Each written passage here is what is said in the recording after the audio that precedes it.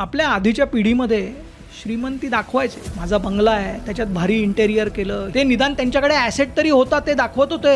आता श्रीमंती कशी दाखवतात, माझा एक मस्त आयफोन 17 प्रो मॅक्स अनपॅक करतोय, but it is coming at the cost of a debt trap. Buy now pay later. मग ही खरी श्रीमंती नाहीच आहे. इन्फ्लेशन वाढतंय, सगळे फॉरेन इन्व्हेस्टर्स बाहेर चालले, रुपया खाली पडतोय, 97, 100, 150 वगैरे जाणार असं बोललं जातंय.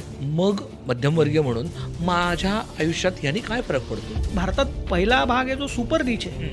7.5% पेट्रोल वाढलं म्हणून त्यांचं कन्झम्पशन कमी करायची गरज नाही, ते सस्टेन करू शकतात. दुसरा भारत आहे तो मध्यमवर्गीय, तो या सगळ्याचा फार मोठा परिणाम 5 लाखापासून 30 लाखाचं उत्पन्न असणाऱ्या लोकांवर होणार आहे आणि त्यांच्यासाठी पार्टी इज ओव्हर. काय केलं पाहिजे? सगळ्यात पहिली गोष्ट आत्ता काय केली पाहिजे? तर तुमचे जे काही बँक्स आहेत, जे काही क्रेडिट कार्ड्स आहेत, त्याचं 1 वर्षाचं स्टेटमेंट प्रिंट आउट काढा आणि स्टार्ट मेजरिंग. काही लोकांना वाटतं ना आपलं सगळं चांगलं आहे, सगळं व्यवस्थित आहे, पण ऑडिट केल्यावर लक्षात आलं, अरे बापरे. आत्ताच्या काळात जेव्हा परिस्थिती इतकी अनसर्टन दिसते, तेव्हा रेंटवरती राहणं योग्य का विकत घेणं योग्य? आत्ताच्या परिस्थितीमध्ये घर घेऊ नये असं मी म्हणतो, पण बहुतेक सगळ्या कुटुंबांची मानसिकता काय असते, पगारच पुरत नाही. ही मानसिकता काय, खर्च करण्याची मानसिकता आहे. तो नेहमी असाच विचार करतो. मग असा विचार करणारा यशस्वी होईल का?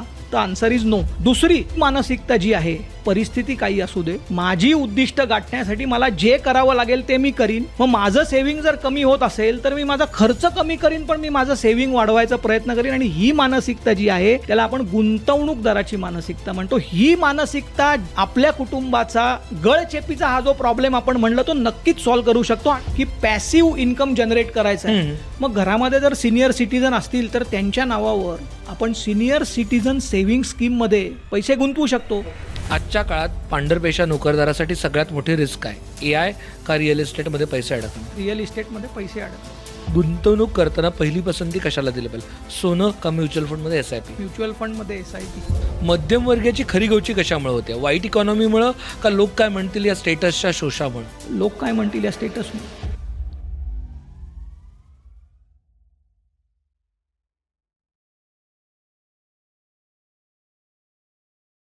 नमस्कार, मी शार्दूल कदम आणि तुमचं सगळ्यांचं मनापासून खूप खूप स्वागत आहे धनदौलतच्या या खास एपिसोडमध्ये.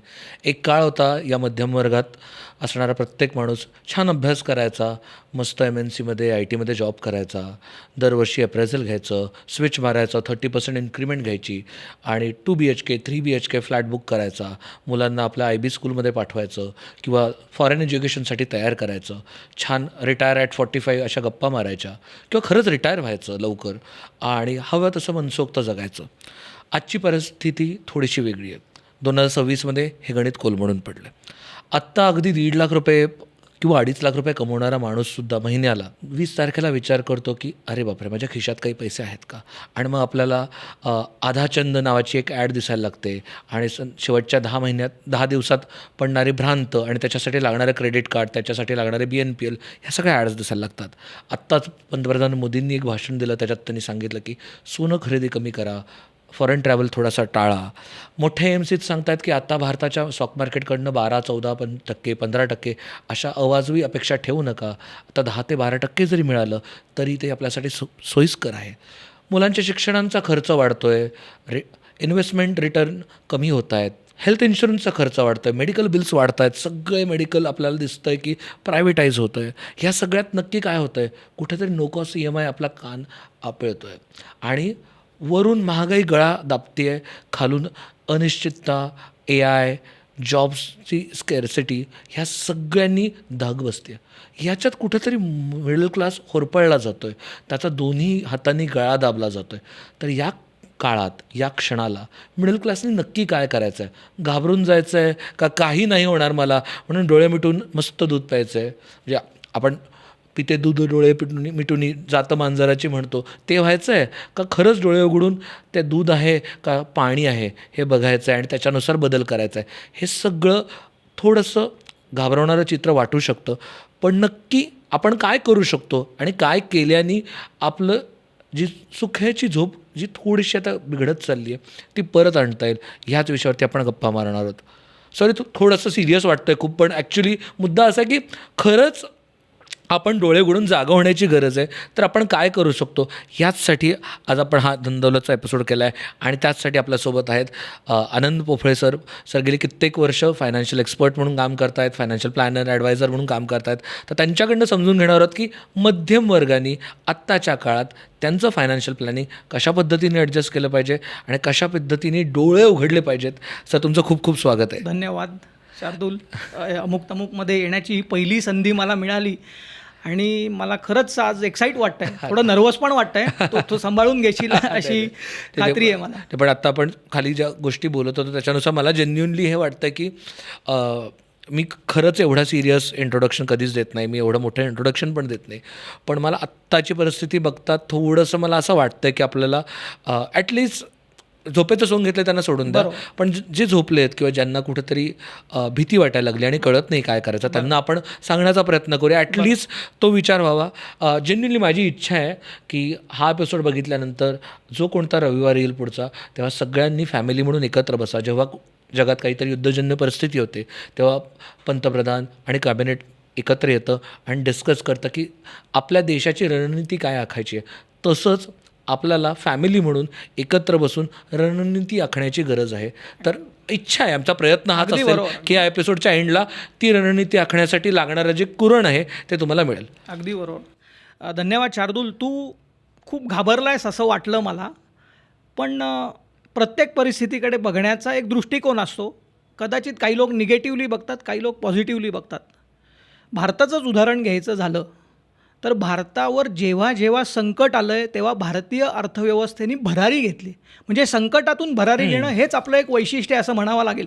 जर सगळं व्यवस्थित असेल तर कदाचित आपण कॉम्प्लेसंट होतो. बरोबर. तोच दृष्टिकोन जर आपण पर्सनल फायनान्सला लावला तर या संकटाकडे संधी म्हणून बघता येईल का. जसं तू म्हणलास की भारताने एक कॅबिनेट बैठक बोलवली आणि एक 7 कलमी कार्यक्रम, ज्याला आपण इकॉनॉमिक पेट्रिऑटिझम, आर्थिक देशभक्तीचं आवाहन केलं. बरोबर. तसं एक कुटुंबातला कर्ता पुरुष म्हणून तुम्ही त्वरित एक तातडीची मीटिंग बोलवून आपल्या कुटुंबासाठी 7 कलमी कार्यक्रम काय करता येईल. कदाचित हा पॉडकास्ट बघितल्यावर तुम्हाला 2 आयडियाज जास्त मिळू शकतील.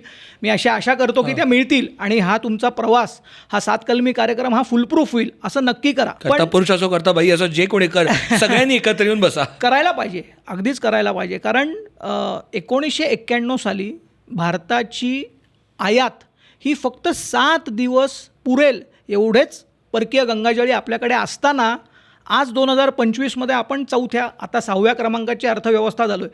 पण तेव्हा घेतलेले जे मेजर्स आहेत त्याची फ्रूट्स, त्याची फळं 25 वर्षानंतर दिसली, 30 वर्षानंतर दिसली.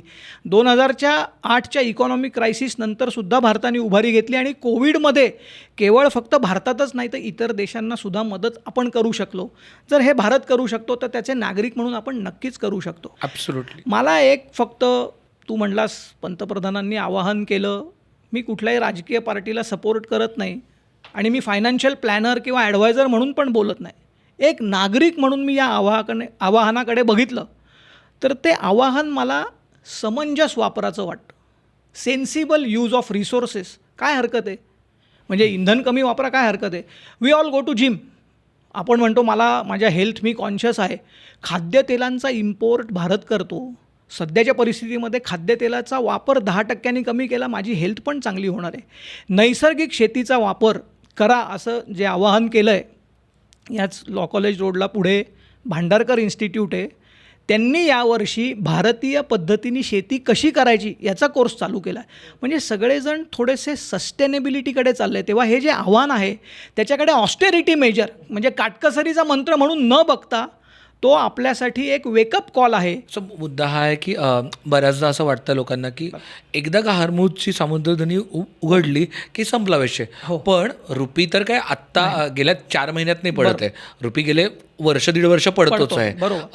आपले एक्सपोर्ट गेल्या वर्षापेक्षा यावर्षी कमीच होतं. म्हणजे असं नाही आहे की फक्त इराण वॉरमुळंच झालं आहे. कारण बऱ्याचदा न्यूजमुळं ही कुठेतरी मिडल क्लासची हे होऊ शकते, दिशा बोलू शकते की आत्ता ट्रम्प तात्यांचं नीट झालं की झालं, मग आता सगळं नॉर्मल होईल, मग परत पेट्रोल 102 रुपयाला येईल, असं नाही होणार आहे. बरोबर. याचा बेसिकली सांगण्याचा हेतू की यांनी मराठी कुटुंबांनी आता काय केलं पाहिजे, घराच्या बजेटवर काय परिणाम होणार.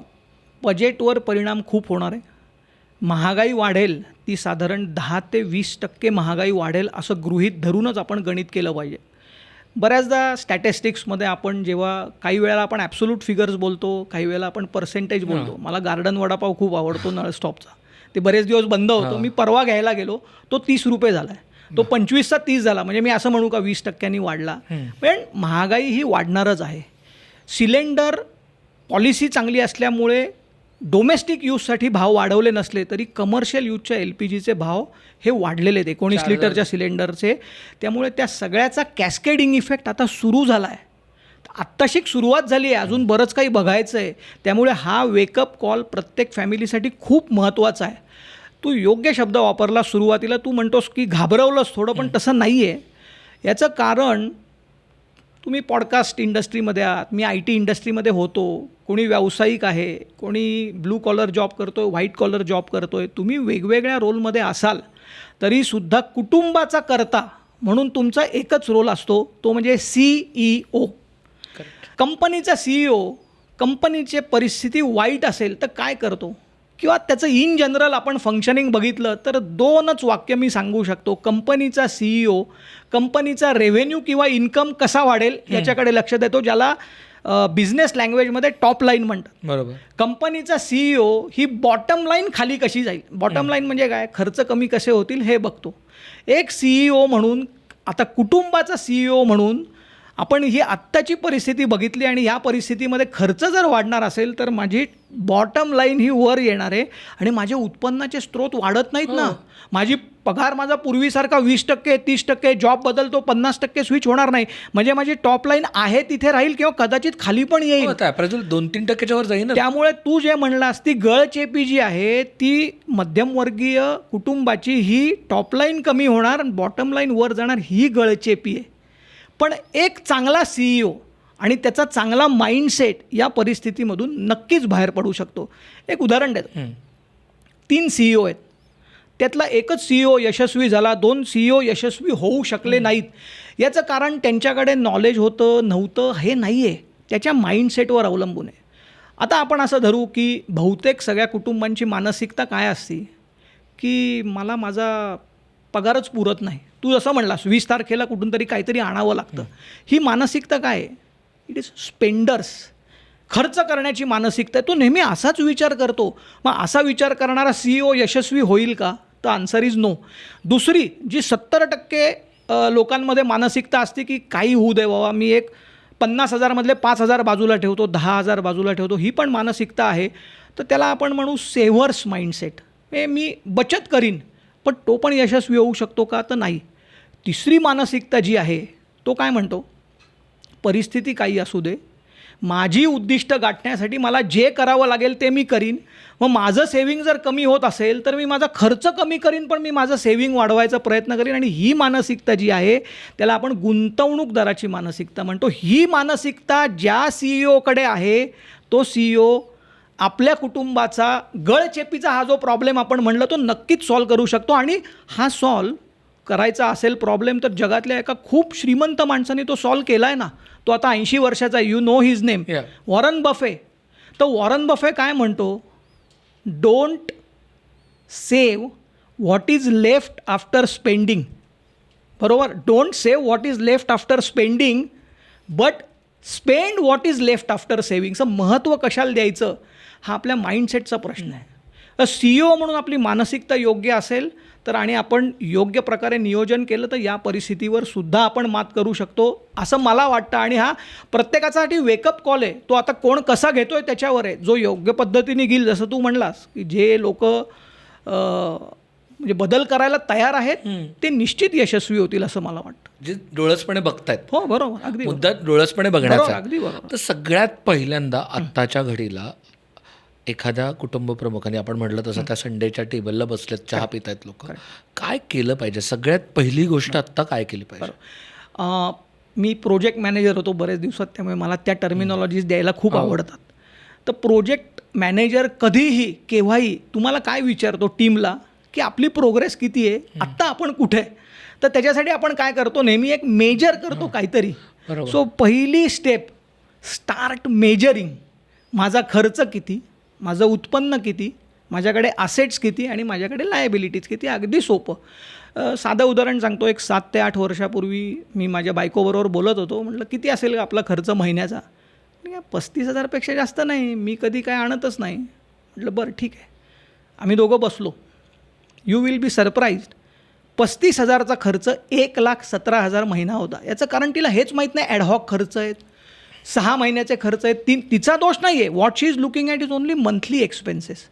तर तुमचे जे काही बँक्स आहेत, जे काही क्रेडिट कार्ड्स आहेत, त्याचं 1 वर्षाचं स्टेटमेंट प्रिंटआउट काढा पहिली गोष्ट. आणि स्टार्ट मेजरिंग. प्रोजेक्ट मॅनेजमेंटच्या भाषेमध्ये त्याला म्हणतात you cannot manage something that you cannot measure. म्हणजे if you can't measure you can't manage. तर पहिली गोष्ट मेजरमेंट. ऑडिट केल्याशिवाय फोरकास्ट नाही करता ऑडिट. बरं, ऑडिट असं निगेटिव्हली घेण्यात अर्थ नाही. ऑडिट म्हणजे काय, कशाला कातली लावायची नाही. अरे मी आहे कुठे ते तर बघ. माहिती तर पाहिजे. मी पुढं आहे, मी मागं आहे. काही लोकांना वाटतं ना आपलं सगळं चांगलं आहे, सगळं व्यवस्थित आहे, पण ऑडिट केल्यावर लक्षात आलं अरे बापरे हे काय. किंवा उलटी परिस्थिती पण असते की त्याला वाटत असतं की अरे माझ्याकडे काहीच नाही, पण त्यांनी बघितलं हां ओके आय एम ओके. तर हे वेकअप कॉलमुळे पहिलं स्टार्ट मेजरिंग. तर जसं तू म्हणलास अतिशय चांगली कल्पना आहे. कुटुंबातल्या सगळ्यांना घेऊन बसा, 4 कॉलम करा. Income, expense, asset, liabilities. त्याच्यामध्ये आत्ताची परिस्थिती काय, 6 महिन्यांनी काय होईल, वर्षांनी काय होईल, हे तुमच्या CEOचे काम आहे की ते वाढवायचं कसं, उत्पन्न, खर्च कसे कमायचे ते आपण बघूच. पण ही सुरुवात आहे. तर पहिल्यांदा स्टार्ट मेजरिंग असं मी म्हणलं ते करे. बँक स्टेटमेंट, क्रेडिट कार्ड, हो सगळं. आणि सगळ्यात महत्त्वाचं मला हे लक्षात आलं, बऱ्याचदा एक्सपेन्सेसमध्ये इन्शुरन्स नाहीत धरत लोक. हो, कारण आपण वर्षातनं एकदा भरतो हेल्थ इन्शुरन्स आणि याचं. बरोबर. आणि ते जर समजा आता मी जॅनमध्ये बसलो असेल की आता मी मेमध्ये बसलो आहे आणि तो एप्रिल किंवा मार्चमध्ये जाणारा हप्ता असेल, लक्षातच येत नाही मला. आणि तो त्यावेळेला एकदम लाख रुपये, 60,000 रुपये हप्ता येणार आणि तेव्हा असं तर हा धरलाच नव्हता एक्सपेन्स. पहिल्या स्टेपमध्ये म्हणजे अगदी आवश्यक म्हणजे मेजरमेंट आपण जसं म्हटलं. आता त्याच्या पुढच्या टप्प्यामध्ये एकदा मेजरमेंट मी करायचं ठरवल्यानंतर मी काय करायला पाहिजे, तर वर्गीकरण किंवा क्लासिफिकेशन असं आपण ज्याला म्हणू. तर ते मी सगळी स्टेटमेंट्स डाउनलोड केली. क्रेडिट कार्डची असतील, बँक स्टेटमेंट्स असतील, त्या सगळ्या खर्चाचं क्लासिफिकेशन मी प्रोजेक्ट मॅनेजर म्हणून किंवा CEO म्हणून कसं करीन. तर पहिल्यांदा मी घेईन रेड, येलो आणि ग्रीन. तर ग्रीन म्हणजे काय, तर जे खर्च जे आहेत ते मला करावेच लागतात, त्याला काही इलाज नाही. तो खर्च होणारच.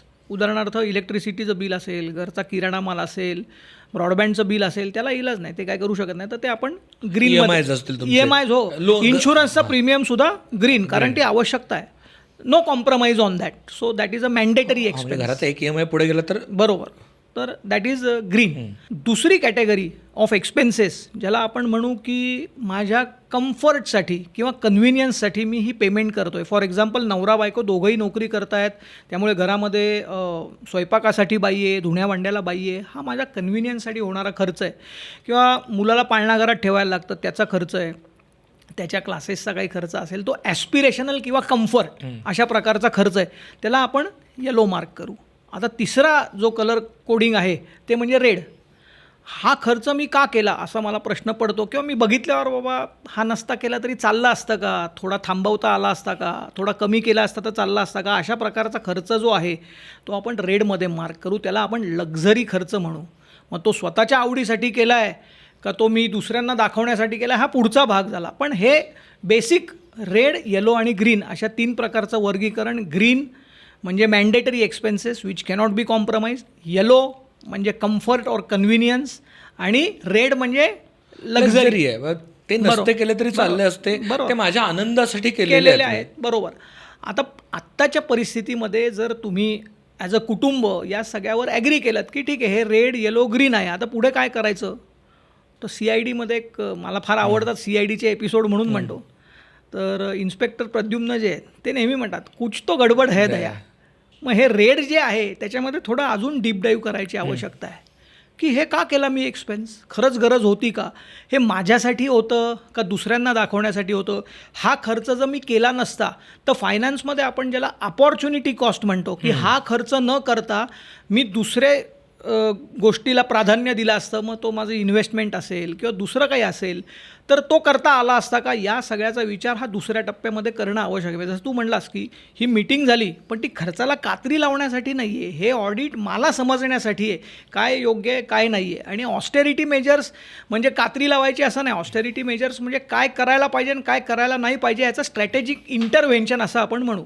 तर ॲज अ CEO हे सगळ्यात आवश्यक आहे. रेड येलो ग्रीन, रेडमध्ये डीप डाईव्ह, आणि त्याच्यावर एकदा ठरवलं की आपण कॉर्पोरेटमध्ये कसं म्हणतो ना की एक त्यांचा एक फतवा निघतो की उद्यापासून वर्क फ्रॉम होम सगळ्यांनी 3 दिवस घरी आणि 2 दिवस तसा 7 कलमी कार्यक्रम तुम्ही लिहून काढा की मी कुठला खर्च कमी करणार आहे. मी आता आपण असं धरू की पहिल्या टप्प्यात मला 10% खर्च कमी करायचा आहे, मग या रेडमधलं मी काय कमी करू शकतो. म्हणजे मला गाडी घ्यायची आहे समजा, पण मी कशी घेऊ गाडी, कुठली घेऊ गाडी, तर याच्यासाठी एक सूत्र सांगतो. मी एक प्रश्न विचारतो तुला, तुझ्याकडे गाडी आहे, त्या गाडीला ब्रेक नाही आहे, तर तू ती गाडी जास्त जोरात चालवू शकशील का ज्या गाडीला ब्रेक नाही आहे ती गाडी जास्त जोरात चालवू शकशील? ज्याला ब्रेक आहे ती गाडी जास्त जोरात चालती. तर आत्ताची वेळ जी आहे ना ती ब्रेक लावायची वेळ आहे. आत्ता जर ब्रेक योग्य असतील तर तुमचा आर्थिक प्रवास अधिक वेगाने होणार आहे. मग हा ब्रेक काय आहे, तर मी रेड कमी करू का? खरं सांगू Shardul, the party is over. बापरे, द पार्टी इज ओव्हर म्हणजे हँगओव्हर असेल ना तर तो लवकरात लवकर कमी करा. काय तुम्ही, मी दारू पित नाही, काय लिंबू पाणी घेतात, काय उतारा काय जो काय आहे तो उतारा घ्या, तो घ्या लवकरात लवकर, जागे व्हा आणि जागे व्हा. या मिडल क्लास हा सगळ्यात भारतात 3 भारत आहेत. 3 भारत आहेत. म्हणजे भारत एवढा मोठा देश आहे की आपण त्या 3 भागामध्ये वर्गीकरण करू. पहिला भाग आहे जो सुपर रिच आहे, त्यांना याने काही फरक पडणार नाही. 7.5% पेट्रोल वाढलं म्हणून त्यांचं कन्झम्पशन कमी करायची गरज नाही, ते सस्टेन करू शकतात. मधला जो दुसरा भारत आहे तो मध्यमवर्गीय, पण त्याच्यात पण 2 भाग आहेत, उच्च मध्यमवर्गीय आणि कनिष्ठ मध्यमवर्गीय आणि पुअर म्हणू. तर साधारण 5 लाखापर्यंत उत्पन्न हे मी बॉटम म्हणतो. 5 लाख ते 30 लाख उत्पन्न वार्षिक हा मध्यमवर्गीय म्हणतो, आणि 30 लाखापेक्षा जास्त उत्पन्न आहे तर लक्झरी अफोर्ड करू शकतो. तर या सगळ्याचा फार मोठा परिणाम 5 लाखापासून 30 लाखाचं उत्पन्न असणाऱ्या लोकांवर होणार आहे, आणि त्यांनी हे करण्याची खूप गरज आहे. त्यांच्यासाठी पार्टी इज ओव्हर. ॲब्सोल्युटली. लोकांना म्हणजे एक ते स्वप्न होतं ना मिडल क्लास आत्तापर्यंतचा 1990 ते 2025 पर्यंतचा हा काही जो 35 वर्षाचा ड्रीम रन झाला आहे मिडल क्लासचा, की मिडल क्लासला आत्तापर्यंत हा विचार करायला लागत होता की आत्ता माझ्याकडे मारुती 800 आहे, तर मला आता पुढची गाडी कुठली घ्यायची. मी आत्ता 1 BHK आहे तर मी 2 BHK घ्यायचा का 3 BHK घ्यायचा का मुलांसाठी अजून एक घर घ्यायचं. आता माझं मुलांचं शिक्षण चाललं तर मी फॉरेन एज्युकेशनची कशी तयारी करू.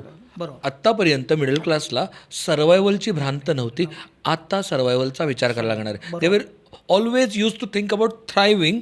उन्नतीचं लक्षणाकडे लक्ष दिलं जात होतं, आत्ता मान ताट करून जगण्याचंही भ्रांत आहे. थोडं पॉझिटिव्हली बोलतो मी की इग्नोरन्स इज ब्लिस असं आपण जगत होतो. म्हणजे ॲस्पिरेशन्स त्याच्या मागे धावणं चांगलीच गोष्ट आहे. ॲस्पिरेशन असणं वाईट नाही ना. कुठल्याही फॅमिलीला मी माझी लाईफस्टाईल चांगली करतो ही चांगलीच गोष्ट आहे. पण आत्ताच्या परिस्थितीमध्ये जर तू म्हटलास तर सर्व्हायवल महत्त्वाचं आहे. जगभरातल्या आर्मीमध्ये एक प्रिन्सिपल वापरतात, the more you sweat in peace the less you will bleed in war. क्या बात आहे, बरोबर, करेक्ट. तर आत्ताची परिस्थिती जी आहे ना ती आत्ताच सुरू नाही केलं तर you will bleed in war. आत्ता तर सुरुवात आहे. आज इराण आणि US मधलं युद्ध आहे, उद्या व्हेनेझुएलासाठी युद्ध होईल, परवा ग्रीनलँडसाठी होईल, ते ला निनो एल निनो येईल. मग त्याच्यासाठी आपण कधी प्रिपेअर राहणार. So the more you sweat in peace the time has come for a wake up call. तर सुरुवात करा. आत्ता जिममध्ये घाम गाळल्याशिवाय पर्याय नाही. बऱ्याच लोकांची प्रवृत्ती अशी असते की मला शॉर्ट टर्म गेन्स हवेत, पण त्याच्यासाठी कष्ट करायची, त्याच्यासाठी योग्य दिशा मला नको आहे किंवा मला त्या दिशेने जायचं नाही आहे. तर बहुतेक वेळा short term gain results in long term pain. आत्ताची परिस्थिती आहे, you go back to your basics, start measuring, red yellow green, deep dive into red, आणि तुम्ही ठरवा की. आणि कसं असतं एखादी गोष्ट करायला ना मोटिवेशन मिळणं खूप सोपं आहे. हा पॉडकास्ट बघितला, मला मोटिवेट झालो मी, पण कन्सिस्टन्सी ही मीटिंग दर 3 महिन्यांनी का घेऊ शकत नाही? आता आपण म्हणलं ना, मी CEO आहे, मी कर्ता पुरुष म्हणजे CEO Yes. सांगेन. आणि मी तू म्हणशील तू कोण सांगणार रे, असं का सांगतोस? मी हे सगळं बघितलं आहे रे. मी याच्यातून गेलो आहे. मला ना परवा आम्ही इथे JM रोडला, मी दारू पित नाही पण गल्प द बियर नावाचा एक, दोघांचं बिल 4,500 रुपये झालं. तर मी म्हटलं ठीक आहे देतो, पण हे काय आहे म्हणजे? आणि तिथे बसायला जागा नव्हती. ते मला अजून नाही कळत आहे, आपण इग्नोरन्स इज ब्लिसमध्ये जगतोय का आपल्याला लक्षात येत नाही काय होणार आहे? तुमच्याकडे भरपूर विंडफॉल असेल आणि तुम्ही खर्च करत असाल, ते योग्य नाही आहे, पण जस्ट इन केस तुम्ही खर्च करत असाल तर ठीक आहे. पण बऱ्याच जणांची परिस्थिती अशी नाही आहे. So we should put down our head, we should go to back to basics. Sir पण आत्तापर्यंतचा म्हणजे याच्यावरचाच मुद्दा आहे की खर्चाच्या बाबतीतला काय एवढा पुढचा विचार करायचा आहे? आत्ता पुरतंय ना, ठीक आहे. मग आत्ता मला 20 तारखेला नाही पुरले, संपला पगार, मी क्रेडिट कार्ड स्वाईप करतो. आत्ता पाहिजे ना मला आत्ता खायचं आहे ना, मला आत्ता जायचं ना, तर मला हुक्की आली ना, जायचं मी जाणार.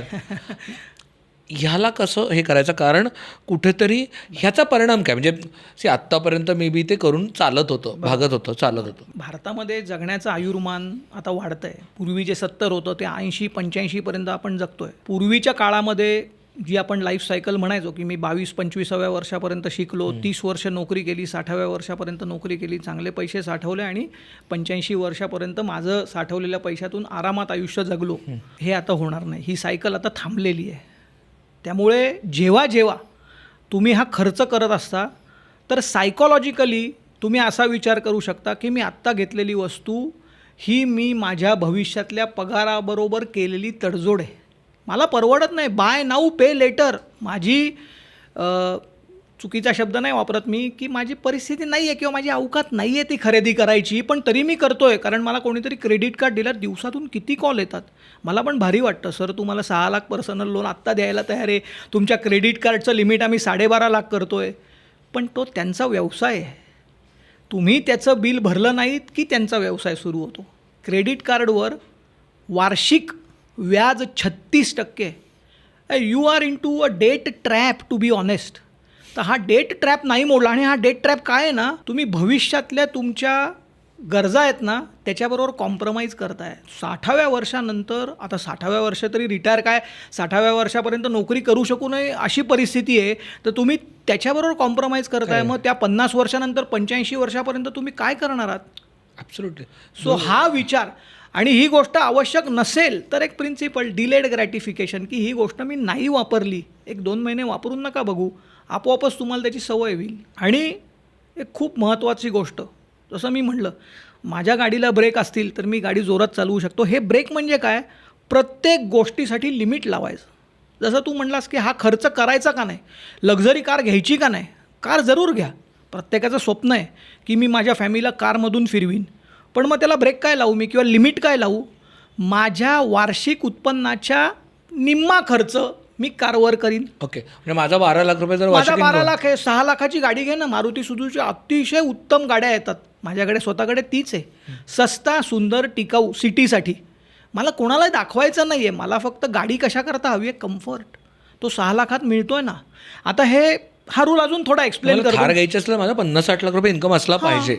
आणि तो बरं ठीक आहे, 50 लाख तुझा आत्ता इन्कम आहे म्हणून तू थार घेतोयस, पण 50 लाख इन्कम असणाऱ्या, समजा IT तलं उदाहरण घेऊ, त्याला धोका पण आहे ना. हे 50 लाख उत्पन्न कंटिन्युअस राहणार आहे का, हा विचार तुम्ही, हे जे सगळी खरेदी आत्ता करताय ना मोठी, ती तुमच्या भविष्यातल्या पगाराबरोबर, भविष्यातल्या इन्कमबरोबर, भविष्यातल्या इन्व्हेस्टमेंटबरोबर केलेली तडजोड आहे. ती तुम्हाला करायची आहे का, हा विचार प्रत्येकाने. तर तुम्ही मला आत्ता तो शब्द वापरला, मला खूप आवडला आणि मला वाटतं तो खूप गरजेचं आहे अंडरलाईन करणं. बाय नाऊ पे लेटर याचा अर्थ तुमची आत्ता घ्यायची लायकी नाही. बरोबर, लायकी नाही, योग्य शब्द. म्हणजे काही दुसरं त्याला उगाच त्याला शुगर कोट करायची गरजच नाही. ज्या अर्थी तुम्हाला ती गोष्ट क्रेडिट कार्डवरती घ्यावी लागते आत्ता, ह्याचा अर्थ तुमच्या अवकातीत ही गोष्ट नाही, ती घेऊ नका.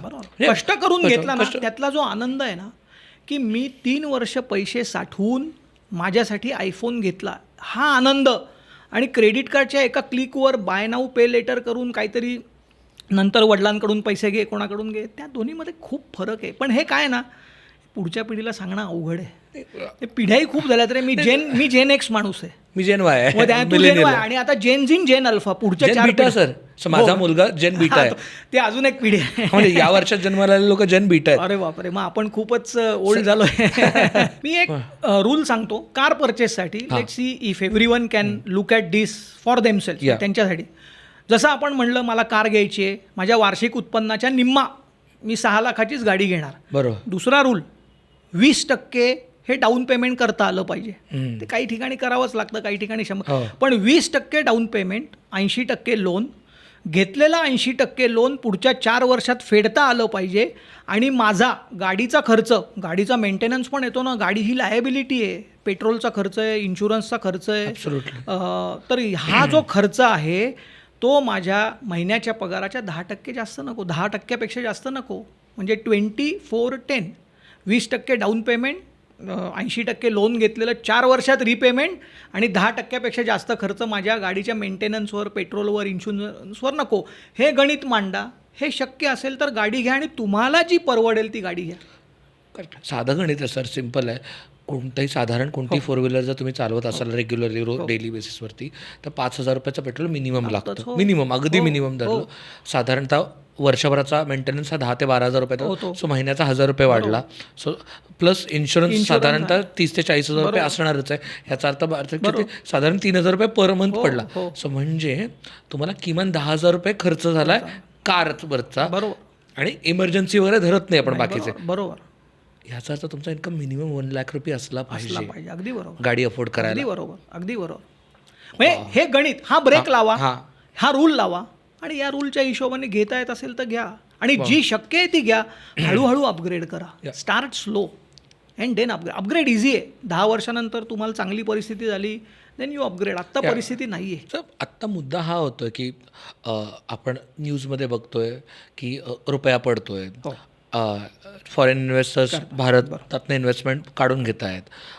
इम्पोर्ट एक्सपोर्ट जर बघितलं तर एक्सपोर्ट कमी होतो आहे. आणि ह्या सगळ्या गोष्टींचा मला काय फरक पडतो हाच मुद्दा कळत नाही. म्हणजे एक सामान्य माणूस म्हणून, एक मध्यमवर्गीय म्हणून माझ्या आयुष्यात ह्यानी काय फरक पडतो? या प्रश्नाचं उत्तर द्यायच्या आधी नेमकं काय झालं आहे, एक दुष्टचक्र आहे. याच्यामध्ये सगळ्यात सुरुवातीला होर्मुझची सामुद्रधुनी बंद झाली.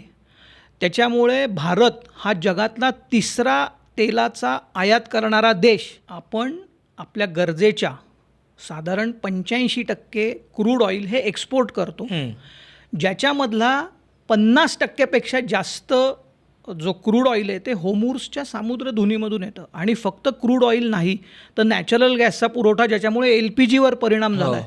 एवढंच नाही, आपण खाद्यतेलसुद्धा आयात करतो, आपण रासायनिक खतं ज्याला युरिया म्हणतो ते सुद्धा आयात करतो. आता एक दुष्टचक्र आहे. म्हणजे आपण असं म्हणू की तेलाची आयात करायची आणि त्याचे भाव वाढले, त्यामुळे तेलाचे भाव वाढले तर त्याचा परिणाम होतो डॉलरवर. ते आपण बघतोच आहे. $1 आता 97 रुपये एवढा भाव झाला आहे. मागच्या वर्षीच्या तुलनेत भारताने तेलाची आयात कमी करून साधारण 4-4.5% कमी आयात केली, तरीसुद्धा हे भाव वाढल्यामुळे आपलं आयातीचं बिल जे आहे ते वाढलेलं आहे. खूप वाढलं. आता आयातीचं बिल वाढलं की त्याचा परिणाम कशावर होतो तर तो महागाईवर होतो. आणि महागाईमुळे इंटरेस्ट रेट्स हे वाढतील आणि गुंतवणूक कमी होईल. कुणाची? कॉर्पोरेट्सची. कर्ज महाग झालं. एखादा व्यावसायिक म्हणतो मी कशाला गुंतवणूक करू, मी नाही करणार. जेव्हा इंटरेस्ट रेट कमी असतात तेव्हा गुंतवणूक आधी होती. आता हे दुष्टचक्र भेदायचं कसं? तर याच्यामध्ये हे दुष्टचक्र भेदण्यासाठी आपल्याला आयातीचं बिल कमी करायचं आहे. थोडेसे आकडे सांगतो. पेट्रोलसाठी साधारण $128 अब्ज आपल्याला द्यावे लागतात. सोनं जे आपल्या सगळ्यांच्या सर्वसामान्यांच्या जिव्हाळ्याचा विषय आहे. मी सोनं घेतलं, तू ETF घे किंवा तू आता नवीन जी इलेक्ट्रॉनिक गोल्ड रिसीट आली आहे ती जरी इलेक्ट्रॉनिक स्वरूपात असली तरी त्याला फिजिकल बॅकिंग सोनं विकत घ्यावं लागतं. सोनं आपल्याकडे नाही, आपण सोनं आयात करतो. सगळ्यात जास्त आयात सोनं आपण स्वित्झर्लंडमधून करतो किंवा बाहेरून करतो. तर प्रत्येक सोनं आयात करण्यासाठी एकूण सगळ्या भारतीयांचा, RBI पण काही सोनं विकत घेत असतं, या सगळ्याचा एकत्रित आयातीचं बिल हे $72 अब्ज आहे. त्याच्या खालोखाल आपण जे रासायनिक खतं $16 अब्ज त्याच्यासाठी आपल्याला द्यावे लागतात. त्याच्यानंतर खाद्यतेल त्याच्यासाठी $15 अब्ज. आणि आपण सगळे ॲस्पिरेशन म्हणून जे परदेशात फिरायला जातो, वी बाय डॉलर्स, त्याच्यामुळे सुद्धा डॉलरचं काय म्हणणार रेट वाढून त्याचं बिलसुद्धा $19 अब्ज आहे. आणि म्हणूनच हे दुष्टचक्र भेदण्यासाठी आयातीचं बिल कमी करा. त्यामुळे डॉलर वाचवणं हे आता राष्ट्रीय कर्तव्य झालं. एक नागरिक म्हणून मी कुठेही पॉलिटिकल अजेंडा त्याच्या अपोजिट आणि प्रो पण बोलत नाही आहे. एक नागरिक म्हणून हे काही महिन्याकरता 6 महिने 1 वर्ष तर आपण आपला भाग आर्थिक देशभक्ती म्हणून जर पार पाडू शकलो, नागरिक कर्तव्य. सर, आत्ता आपण परिस्थिती जी बोलतोय आणि त्याच्यावरनं लक्षात येतं की आपल्याला थोडंसं रिकॅलिब्रेट करायची गरज आहे. आपल्याला माहिती आहे की इमर्जन्सी फंड, लिक्विड सेफ्टी ह्या सगळ्या गोष्टी महत्त्वाच्या आहेत. पण आत्ताच्या काळात त्याचं काही बदललं आहे का महत्त्व? आणि AI मुळे जॉब जात आहेत, ऑटोमेशनमुळे गोष्टी बदलत आहेत, किंवा अचानक रुपी, ट्रेड डेफिसिट, किंवा अगदी लिटरली सप्लाय चेन हॅम्पर झाल्यामुळं बिझनेसेस, जॉब्स चेंज होत आहेत, जॉईनिंग डिले होत आहेत 6-6 महिने. तर ह्या काळात ह्याचं काय महत्त्व आहे आणि त्याच्यासाठी काय काम केलं पाहिजे? तुझा प्रश्न असा आहे की प्रिपरेशन कसं केलं पाहिजे. जिओ पॉलिटिकल रिस्क, भूराजकीय तणाव हा गेले 6 महिने 8 महिने आधी रशिया युक्रेन वॉर होतं, आता हे वॉर आहे, उद्या काही एल निनो पण असेल. कॉर्पोरेटचे इयरली जे ॲन्युअल रिपोर्ट्स येतात ते कधी वाचलेत आपण? त्याच्यामध्ये जी समरी असते ना, त्याच्यामध्ये कायम जिओ पॉलिटिकल रिस्क ही फार मोठ्या प्रमाणावर हायलाईट केलेली आहे. त्यामुळे नेव्हर बिफोर आत्ता रिस्क मॅनेजमेंट हे अतिशय महत्त्वाचं झालं आहे. जसं ब्रेक इज रिस्क मॅनेजमेंट, माझा ब्रेक चांगला पाहिजे, तर त्या दृष्टीने माझा इमर्जन्सी फंड हा माझा रिस्क मॅनेजमेंटचं पहिलं टूल आहे. आपण नेहमी बऱ्याच एपिसोडमध्ये मी आधी पण ऐकलं आणि ते योग्यच सांगितलेलं आहे की 6 महिन्याचा खर्च हा माझा लिक्विडमध्ये पाहिजे, उद्या काही झालं तर मला तो वापरता आला पाहिजे. पण हे थोडंसं रिकॅलिब्रेट करायला लागेल. याचं कारण काय आहे? 6 महिन्याचा खर्च कदाचित पुरेसा नसेल, मग किती महिन्याचा पाहिजे? 9 ते 12 महिन्याचा खर्च मी लिक्विड इमर्जन्सी फंड म्हणून बाजूला ठेवणं आवश्यक आहे. लगेच करता येईल का? उत्तर नाही आहे. सुरुवात 3 महिन्यापासून कर, मग 6 महिन्याचा साठव, मग 9 महिन्याचा साठव, मग 12 महिन्याचा साठव, असे टप्प्याटप्प्यामध्ये तरी आपण करू शकतो ना. आणि हे आर्थिक उद्दिष्ट ठेवलं तर मग हे जे खर्च करतो आहे ना ते करणं कमी होईल. तर माझ्या मते 9 ते 12 महिन्याचा खर्च हा एक झाला. पण इमर्जन्सी फंडमध्ये फक्त हे येत नाही, हा एक भाग झाला. ओके. दुसरा भाग, मेडिकल इमर्जन्सी आली, तुमच्याकडे इन्शुरन्स आहे, ठीक आहे, पण इन्शुरन्समध्ये लगेच क्लेम नाही मिळाला, तो 2 महिन्यांनी मिळाला, 3 महिन्यांनी मिळाला, तर तेव्हा द्यायला पण पैसे हवेत ना. मग त्याच्यासाठी सुद्धा थोडे पैसे बाजूला काढून ठेवणं आवश्यक आहे. आणि तिसरा भाग, जसं तू म्हणलास, नोकरीची शाश्वती नाही. सगळ्यांनी न्यूज वाचली 1 एप्रिलला, आपण एप्रिल फुल म्हणतो, 30,000 एम्प्लॉईजला ओरॅकलच्या सकाळी 6 वाजता मेल आला की युअर जॉब इज नो मोर. आणि खालती लिहिलं होतं मॅनेजमेंट टीम ओरॅकल, म्हणजे CEOनी वगैरे मेल नाही पाठवला, त्यांनी एक डिसिजन घेतला. आधी सगळ्यांना खोटं वाटलं, पण ती न्यूज ही खरी आहे. 30,000 जॉब्स आर गॉन. म्हणजे रिस्क ही केव्हा येईल, कधी येईल, हे फारच कोणत्याही स्केलला आणि कोणत्या स्केलला येईल. त्यामुळे आता जसं तू सुरुवातीला म्हणा ना, पिते दूध डोळे मिटूनी वगैरे, तर ते आता डोळे उघडायची वेळ आलेली आहे. हे केव्हाही होऊ शकतं. त्यामुळे याच्यासाठी प्रिपेअर व्हायचं असेल तर पहिला भाग 6 ते 9 महिने किंवा 9 ते 12 महिन्याचा खर्च, त्याच्यानंतर मेडिकल इमर्जन्सी, पर्सनल इमर्जन्सीसाठी थोडी रक्कम, प्लस उद्या माझ्या बाबतीत असं काही झालं किंवा मला रिस्किल करायचं आहे. कारण आता पूर्वीची ट्रेडिशनल सायकल नाही राहिली ना. 30 वर्ष मी नोकरी नाही करू शकत. आताची सायकल काय आहे? Earn, learn, earn, relearn, earn, relearn, अशीच सायकल आहे. आणि हे मी नाही सांगत आहे, हे स्टॅनफोर्डमध्ये फ्युचर ऑफ वर्क या विषयावर गेले 5 ते 6 वर्ष जे संशोधन झाले त्याच्यामध्ये सांगितलं आहे. तर माझ्या इमर्जन्सीमध्ये मला रिस्किल करण्यासाठी मला कुठंतरी IIT मध्ये सुद्धा आता खूप सर्टिफिकेट कोर्स आलेले आहेत, IIMsमध्ये आलेत, स्किल बेस्ड कोर्स खूप आहेत. तर ते करायचे असतील तर त्याच्यासाठी सुद्धा मला फंड बाजूला ठेवणं आवश्यक आहे. तर मला विचाराल किंवा माझं म्हणणं असं आहे की या 3 गोष्टींसाठी मिळून 2 ते 3 वर्षाचा खर्च हा इमर्जन्सी लिक्विड फंडमध्ये हो. हे माझं वैयक्तिक मत आहे. आणि हे तुम्हाला कधीतरी पटेल की अरे फक्त 6 ते 9 महिन्याचा खर्च नाही, सर्व्हायवलसाठी तो आहे. नेक्स्ट स्टेप, मला उद्या काय अजून इमर्जन्सी आली त्याच्यासाठी. आणि तिसरं की मला स्वतःला पण अपग्रेड करायचं आहे ना. मी कर्ता पुरुष आहे, मी स्वतःला अपग्रेड नाही केलं तर मी चालवणार कसं, कंपनी चालवणार कशी? म्हणजे ही इन्व्हेस्टमेंट आहे तुमच्या स्वतःमध्ये. त्या स्वतःच्या इन्व्हेस्टमेंटसाठी सुद्धा तुम्हाला विचार केला. आपण त्याला इमर्जन्सी फंड न म्हणता तर लिक्विड सेफ्टी म्हणूया. लिक्विड सेफ्टी म्हणू शकतो. मे बी ते पैसे तुम्ही सगळे काय अगदीच FD मध्ये ठेवायची गरज नाही बाबा, ठीक आहे. आता असं बघू की एक उदाहरण घेऊ आपण. 50,000 रुपये मला महिन्याचा खर्च आहे. तर मी म्हटलं ठीक आहे, आपल्याला किती 12 महिन्याचा खर्च मी बाजूला ठेवतो, म्हणजे 6 लाख झाले. एक 3 लाख इमर्जन्सीमधून मला काही मेडिकलची इमर्जन्सी आली, पर्सनल इमर्जन्सी आली, ताबडतोब पैसे द्यायला लागले, काही सांगता येत नाही. तर ते 3 लाख आणि मला एखादा कोर्स या वर्षी करायचा आहे म्हणून 1 लाख, असं म्हणून मी 10 लाखाचं माझं बजेट आहे. मला इमर्जन्सी फंड म्हणून 10 लाख बाजूला ठेवायचे. ते कसे ठेवू मी? एक साधा उपाय. काही बँका आहेत त्या तुमच्या सेव्हिंग्ज बँकमधला जो अकाउंट आहे त्याच्यामध्ये 10,000पेक्षा जास्त बॅलन्स असेल तर तो ऑटोमॅटिकली FDमध्ये शिफ्ट करतात. त्याला फ्लेक्सी डिपॉझिट म्हणतात, काही ठिकाणी त्याला लिंक्ड FD म्हणतात. तर तुम्ही त्याचा वापर करा ना. त्याच्यात 6.5% तुम्हाला व्याज मिळतं. आणि बरं 1 लाखाची FD झाली समजा, 1,10,000 बॅलन्स आहे, 1 लाख तिकडे गेले, FDमध्ये गेले आणि उद्या काही कारणासाठी 20,000चा 25,000चा चेक द्यायचा आहे, तर सेव्हिंग्ज अकाउंटमधले 10,000 आणि त्यातले 15,000 मोडले जातात, उरलेले 85,000वर 6.5% व्याज मिळत राहतं. तर हे सेफ्टी नेट पहिलं लावा ना. दुसरं safety net liquid mutual fund, जेवढे शक्य आहेत तिथे पण पार्शल विड्रॉला लावडे तर थोडे तिथे ठेवा. आणि तिसरं, यू माईट बी सरप्राईज, आपण म्हणतोय क्रेडिट कार्ड वापरू नका, पण मी सांगतो एक क्रेडिट कार्ड ठेवा. लेट्स से देव न करो काहीतरी मेडिकल इमर्जन्सी आली, प्रत्येक वेळेला ते प्लॅन नसतं. तू हॉस्पिटलमध्ये गेलास आणि ते बिल तुला भरावं लागलं, ते म्हणले नाही तुम्ही आधा एवढे पैसे भरा, ते कुठनं आणणार ना.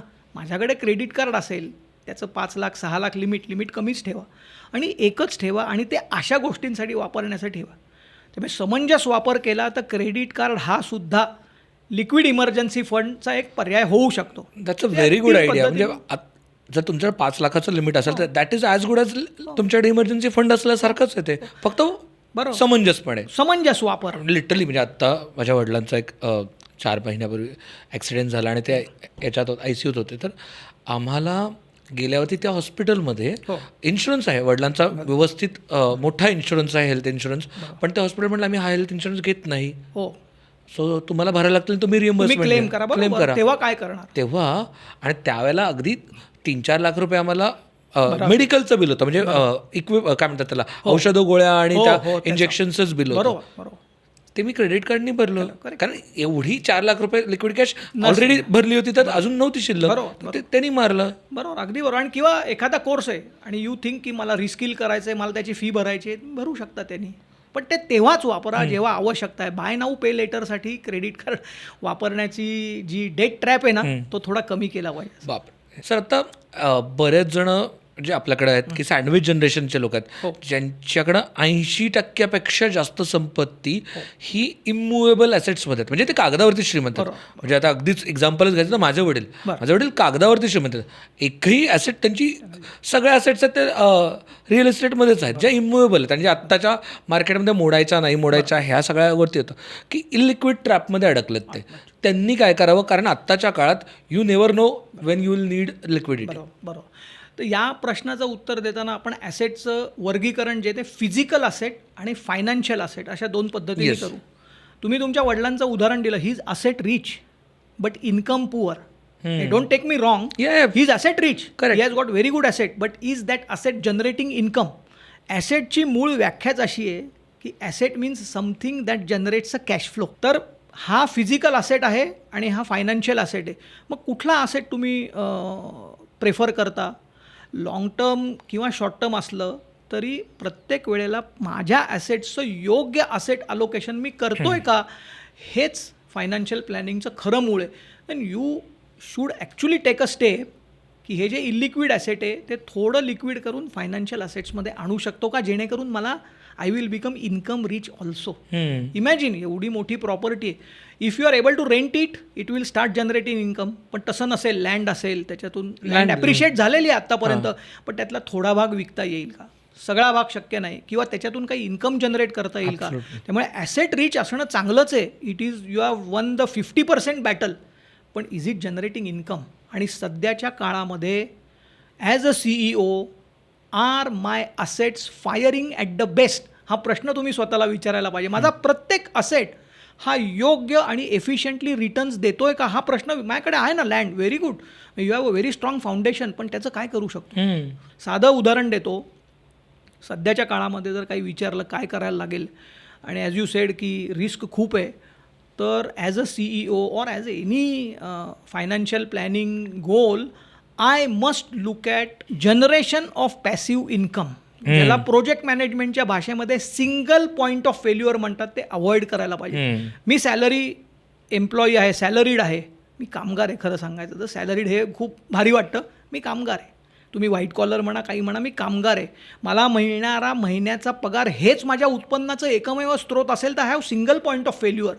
मग माझ्या फॅमिलीमध्ये किंवा कुटुंबामध्ये ॲसेट्स आहेत, पण ते इन्कम जनरेट करतायत का? नसतील करत तर कुटुंबाची ही बैठक घेऊन ॲज अ CEO तुम्ही प्रस्ताव मांडा की काय करायचं आहे, आणि तुम्ही कॅश फ्लो मांडा त्याचा की हे असंच ठेवलं तर हे होईल, त्याच्याऐवजी मी फायनान्शियल ॲसेटमध्ये कन्व्हर्ट केलं तर काय होईल, आणि then you take a decision financially. आकडेवारीचा खेळ करा. ॲब्सोल्युटली खूप मग हे महत्त्वाचं. करणं आवश्यक आहे. Unless you convert that illiquid asset to financial asset, it is not going to help. नाहीतर मग asset rich, income poor. Right. This is the term I will use. याच काळात आत्ता मी प्रत्येक एपिसोडला हा वेगवेगळ्या पद्धतीने हा प्रश्न येतो, आणि हा तर मला आत्ता तर खूप विचारा असं वाटतं. तो म्हणजे सर, जे यंग मुलं आहेत माझ्या वयाची आहेत, म्हणजे जे मे बी जस्ट लग्न झालं आहे किंवा लग्न होणार आहे, लग्न 28 ते 35 या वयोगटातली मुलं आहेत, जे किंवा 25 ते 35 या वयोगटातली मुलं आहेत ज्यांची लग्न होत आहेत किंवा लग्न होऊन जस्ट हे झालं आहे, त्यांच्यावरती सतत आईवडिलांचं प्रेशर असतं की घर घ्या विकत, लवकरात लवकर घर विकत घ्या. बरोबर. आत्ताच्या काळात जेव्हा परिस्थिती इतकी अनसर्टन दिसते, तेव्हा रेंटवरती राहणं योग्य का विकत घेणं योग्य? मला त्याचं फायनान्शियल गणित माहिती आहे. आपण बोललोय की काय, see on paper renting always rental yield 2%, 3% आहे, आणि इंटरेस्ट भरायला लागला तर 8% भरायला लागतो. तर त्यामध्ये कधी बेटर. पण आत्ताच्या काळात त्या लॉजिककडे टॅक्टिकल ॲक्शन म्हणून काय बघितलं पाहिजे? आत्ताच्या परिस्थितीमध्ये घर घेऊ नये असं मी म्हणतो, पण याच्यावर कदाचित सगळे म्हणतील की तुम्ही कोण सांगणार, तुमची 2 घरं झाल्यानंतर तुम्ही सांगताय घर घेऊ नये. कारण फॅमिलीचं एक ॲस्पिरेशन असतं, बायकांना मुलांना वाटत असतं की दर 11 महिन्याने मी घर बदलतो. तर हा निर्णय घेताना, कुठलाही निर्णय प्रक्रियेमध्ये माझा निर्णय हा काय असला पाहिजे, ह्या 2 किंवा 3 की पॅरामीटर्सवर ठरवणं ही एक प्रोसेस आहे. बरोबर. Whenever we follow a process, at least it will guarantee better result. तर याचे पॅरामीटर्स काय असू शकतात की माझी नोकरी कशा पद्धतीची आहे. माझी नोकरी आज बँगलोरमध्ये, उद्या पुण्यामध्ये, नंतर मुंबईमध्ये अशी आहे. बरं, असं धरून चालू की अशी नाही आहे, मी कायम पुण्यातच राहणार आहे. मी पुण्याचा नाही आहे, पण मी कायम पुण्यातच राहणार. पुणं मला आवडतं, पण मी कुठेतरी सातारचा आहे. तर मग दुसरा निर्णय आहे की मी घर पुण्यात घ्यायला पाहिजे का सातारमध्ये घ्यायला पाहिजे, कारण 20 वर्षानंतर मी कुठे राहणार आहे, आत्ता काय राहणार आहे. सध्याच्या परिस्थितीत तर ते टाळलेलं बरं, पण जरी असं म्हणले की नाही घ्यायचंच आहे, तर मग परत आपण एकदा रूलकडे येऊ. काय रूल लावू शकतो मी? मला परवडेल असं घर मी नक्की घेऊ शकतो. मग मला काय परवडेल? माझ्या वार्षिक उत्पन्नाच्या 3 पट यापेक्षा जास्त रक्कम मी घरासाठी देणार नाही. मग माझं वार्षिक उत्पन्न 15 लाख असेल तर मी 45 लाखाचं घर घेऊ शकतो. रिसेलचे चांगले फ्लॅट 1 BHKचे पुण्यामध्ये मिळतील ना रे, 45 लाखात मिळू शकतात. आउटस्कर्टला मिळू शकतील. मी आता मला पुण्यात राहायचंच असेल तर तो विचार करायला पाहिजे. एकदम बिग बँग विचार करणं हे दिवस आत्ताच्या परिस्थितीमध्ये योग्य नाहीत. मग नंतर मग समजा आपण म्हणलं, हे बरोबर बसतं गणित, 3 पट तू पकडलंस, 45 लाखाचं घर घ्यायचं म्हणलं तर साधारण 40,000चा EMI येतो. मग तुझा पगार हातामध्ये 1 लाख आहे, EMI 40%, तो मॅक्झिमम आहे. हे सगळं मॅक्झिमम लिमिट आहे, त्याच्या खरं तर खालतीच राहायला पाहिजे. हा विचार करून, म्हणजे इमोशनल कुटुंबाची मानसिकता बघितली, मी निर्णय प्रक्रियेसाठी 2 ते 3 पॅरामीटर शोधले. त्याच्यावरून माझा निर्णय काय झाला, बाय कारण हा प्रत्येक कुटुंबाचा निर्णय वेगळा येऊ शकतो. बरोबर. आणि मग गणित मांडलं की वार्षिक उत्पन्नाच्या 3 पटपर्यंत घर घेतलं, EMI एवढा आहे, परत खात्री आहे ना माझ्या जॉबची. सर, म्हणजे मला ॲक्च्युली हेच म्हणायचं आहे, खात्री आहे ना. हो. घर घेण्याचा निर्णय पुढं ढकलून पैसे लिक्विड ॲसेटमध्ये वाढवणं आत्ताच्या परिस्थितीत योग्य आहे का? कारण अगदीच नक्कीच तुम्ही म्हणाला तसा तो इमर्जन्सी फंड तयार करायचा आहे, ते सेफ्टी ब्रॅकेट तयार करायचं आहे, मला रिस्किल व्हावं लागेल, मला माहिती नाही की माझा जॉब पुण्यात असणार आहे, मुंबईत असणार आहे, का नाशिकमध्ये जायचं आहे, मला ते आयडिया नाही. आणि घर घेताना समजा मी मुंबईत घर घेतोय, बाबा काय बोरिवलीत घेतोय, आणि माझा जॉब उद्या कुठे असणार आहे माहिती नाही. बरोबर. आणि याच्यासाठी मग प्रायोरिटायझेशन, की मला प्रायोरिटी काय, की मला माझा लिक्विड फंड चांगला तयार करायचा आहे आधी, का मला घर आधी घ्यायचं आहे. बहुतेक वेळा आन्सर माझा लिक्विड फंड पहिला तयार झाला पाहिजे हेच असेल ना, असायला पाहिजे. तर थोडंसं इमोशनल ट्रॅपमध्ये न येता बायस असतात, म्हणजे काही झालं तरी बायस असतोच आपला. कुणी माणूस असा नाही की ज्याला बायस. मला ॲक्च्युली सर मुलांना पटतंय हे, म्हणजे जेन्युनली सांगतो मी माझ्या मित्रमैत्रिणींशी बोललोय, सगळ्यांना हे पटतंय. पण सिनियर पिढीला ते पटत नाही आहे, त्यांना काय सांगाल की ते मुलांच्या अंगावरती बसतायत की घर घ्या काही नाही, जॉब गेला तरी घर राहिलं पाहिजे. अरे बरं, म्हणजे मी असं म्हणतो की घर हा ॲसेट आहे, पण आपण म्हणलं ना ॲसेट रिच होऊ पण इन्कम पुअर होऊ, पण याच्याऐवजी लिक्विड फंडमध्ये ठेवलं तर मी ॲसेट रिच पण होईल, इन्कम रिच पण होईल. तर सध्याच्या परिस्थितीमध्ये फायनान्शियल असेट्स जास्त ठेवणं फिजिकल असेट्सपेक्षा हे जास्त योग्य धोरण राहील. थोडा पुढे ढकलू निर्णय आणि बघत राहू, जेव्हा परिस्थिती योग्य होईल तेव्हा घेऊ आणि त्याच्यासाठी प्रयत्न करत राहू ना. म्हणजे मला 45 लाखाचं घर घ्यायचं आहे, त्या 45 लाखाच्या घराची किंमत 1-2 वर्षांनी 50 लाख होईल, समजा होईल असं पकडू, तर मी आत्तापासून त्याच्यासाठी बचत करायला सुरुवात करतो ना. मी पैसे वाया नाही घालवत आहे, मी फक्त चांगले अपॉर्च्युनिटी कॉस्ट, मी त्याच्यासाठी चांगली बचत करतोय आणि जेव्हा होईल तेव्हा घेईन मी. त्यांच्या काळात त्यांनी कधी घेतलं होतं, माझ्या वडिलांनी तर घरच घेतलं नाही, पण जेव्हा बाकीच्या लोकांनी घेतलं त्यांनी 40शीत घेतलीत घरं, त्यांनी घेतलेली आहे, उशिरा घेतलेली आहे. आता बाय नाऊ पे लेटरमध्ये घरही 25व्या वर्षी मोठी, त्याच्या इंटिरियरचा मोठा खर्च, म्हणजे मग आपण we are inviting trouble for our. Absolutely. पण सर आत्ता बऱ्याचदा ना, म्हणजे मी स्वतः त्याच्यावरती आत्ता थोडासा वाचतोय आणि गोंधळात पडलोय. तो म्हणजे की भारताची इकॉनॉमी नाही वाढणार आहे, इन्फ्लेशन वाढतं आहे, सगळे फॉरेन इन्व्हेस्टर्स बाहेर चालले आहेत, रुपी हळूहळू रुपया खाली पडतोय, 97, 100, 150 वगैरे जाणार असं बोललं जातं आहे. मग तैवानचं मार्केट असेल, साऊथ कोरियाचं मार्केट असेल, ब्राझीलचं मार्केट असेल, ते दिसतं आहे. आणि जगातल्या म्हणजे आशियातली सगळ्यात घाणेरडं परफॉर्म करणारी करन्सी ही रुपया आहे. मग भारतात इन्व्हेस्ट करायचे का? मग माझ्या पोर्टफोलिओतले 20-25% काढून मी आत्ता काढून ते बाहेरच्या मार्केटमध्ये टाकावेत का, नॅसडॅकमध्ये टाकावेत का, ह्या सगळ्या चर्चा चालू आहेत. तू भाजी घ्यायला जातोस का? तू नाही घेत, मीच घेतो. पण भाजीचे भाव विचारतो ना. हो. आणि कुठली भाजी घेतो जी साधारण स्वस्त आहे. मिरची एका ठिकाणी 20 रुपये पाव आहे आणि एक 18 पाव आहे, तर मी 18 रुपये पावची थोडीशी बघून घेतो. साधारण भारतीय शेअर मार्केटचं गणित आत्ता असंच आहे की थोडं स्वस्तामध्ये ते अवेलेबल आहे. म्हणजे गुंतवणूक जेव्हा करतो तेव्हा मी स्वतः फॉलो करतो भारतातले फंड मॅनेजर 2, एक म्हणजे S Naren ICICI Prudential, he is IITian. Correct. तो ते म्हणतो ते मी डोळे झाकून फॉलो करतो. हे जे 12%, 10 ते 12% स्टेटमेंट आहे. आणि दुसरं म्हणजे प्रशांत जैन. येस. तर ॲक्च्युली दोघांनीही सांगितलं. दोघांनी सांगितलं आहे की गेले 2 वर्ष आपल्याला चोपलं आहे. म्हणजे आपल्या मार्केटची परिस्थिती, म्हणजे आपलं व्हॅल्युएशन खूप जास्त होतं, ते आता करेक्ट झालं आहे. तू म्हणलास तैवान मार्केटमध्ये आता ना शक्यतो जिथे गर्दी होती ना तिथून आपण बाहेर पडावं. तर किंवा US मध्ये सुद्धा इन्व्हेस्ट करायची वेळ 2012मध्ये चांगली होती, 2021-22मध्ये चांगली होती. आता ती मार्केट्स महाग झाली आहेत. मग भाजी घेताना जर आपण हा रूल लावतो की जे महाग आहे ते घेऊ का, बरोबर, का स्वस्त आहे ते घेऊ, तर व्हॅल्युएशन ह्याच्यासाठी आपण एक प्रिन्सिपल लावतो, व्हॅल्युएशन की करतो आपण. P, price to earnings ratio, हा आत्ता निफ्टीचा जो आहे ना तो खूप कमी झाला आहे. त्यामुळे पूर्वी जे महाग होतं ते थोडंसं स्वस्त झालं आहे. तर मला असं वाटतं की डायव्हर्सिफिकेशन म्हणून 5% ते 10% रक्कम ही माझी बाहेरच्या देशांमध्ये असली तरी माझा कोर पोर्टफोलिओ हा भारतातच असावा. आणि मला असं वाटतं, मी खूप ऑप्टिमिस्टिक आहे, मी माझे सगळे डेट म्युच्युअल फंडमधले पैसे इक्विटी म्युच्युअल फंडमध्ये मागच्या 2 महिन्यामध्ये वळवले. मी करू शकलो म्हणून सगळ्यांनी करावंच असं नाही, पण हे पैसे वळवलेत तुम्ही आत्ता इक्विटीमध्ये, तर आणि थांबायची तयारी असेल तर 3 वर्षात तुम्हाला डबल डिजिट रिटर्न मिळण्याची शक्यता ही 90% जास्त वाढली. प्रत्येक वेळेला रुपी जेव्हा डेप्रिशिएट झाला आहे ना 4% जास्त, आत्ता तो 4% जास्त डेप्रिशिएट झाला आहे. शेअर मार्केटनी पुढच्या 1 वर्षात डबल डिजिट रिटर्न दिलेत. आपण याच ठिकाणी 1 वर्षांनी भेटलो ना तर आपला नॅरेटिव्ह वेगळा असेल. ओके. भारतीय शेअर मार्केटमध्ये जरूर इन्व्हेस्ट करा. फक्त आपण नेहमी जी चूक करतो ना, शेअर मार्केटमधून झटपट फायदा, इमिजिएट रिटर्न्स नाही. माझा जो गोल लॉंग टर्म आहे त्याच्यासाठी शेअर मार्केटमध्ये आणि म्युच्युअल फंडमध्ये पर्याय आहेत ना. पण हे कॉन्ट्रडिक्टरी वाटतं या अर्थाने म्हणतोय मी, कारण आपण म्हणतोय की आत्ता आपल्याला हे भाजी स्वस्तात मिळते. इंडियन शेअर मार्केट अगदी म्हणजे आपला निफ्टी 50चा पी आता 20 वगैरे आहे, 20च्या खाली गेलं. तर बाहेर जर बघितलं तर तैवानचा 25 आहे वगैरे, हे सगळं दिसतंय आपल्याला. पण अंबानी असतील, अदानी असतील, हे आपल्याला दिसतात की हे सगळे तिकडे इन्व्हेस्ट करतायत, US मध्ये इन्व्हेस्ट करतायत, ऑस्ट्रेलियात इन्व्हेस्ट करतायत. आणि हे मॅसिवली इंडियन जे बिलियनियर्स आहेत, जे टॉर्च बेअरर्स आहेत, ते बाहेर इन्व्हेस्ट करतायत. FPIs बाहेर चालले आहेत. आणि आत्ताचं मार्केट जे चाललं आहे ते पूर्णपणे SIPच्या जोरावर चाललं आहे. तर मग हा पडला तर काय, ही भीती कुठेतरी दिसते. मला असं वाटतं फिअर ऑफ मिसिंग आउट आहे हे. हम्म.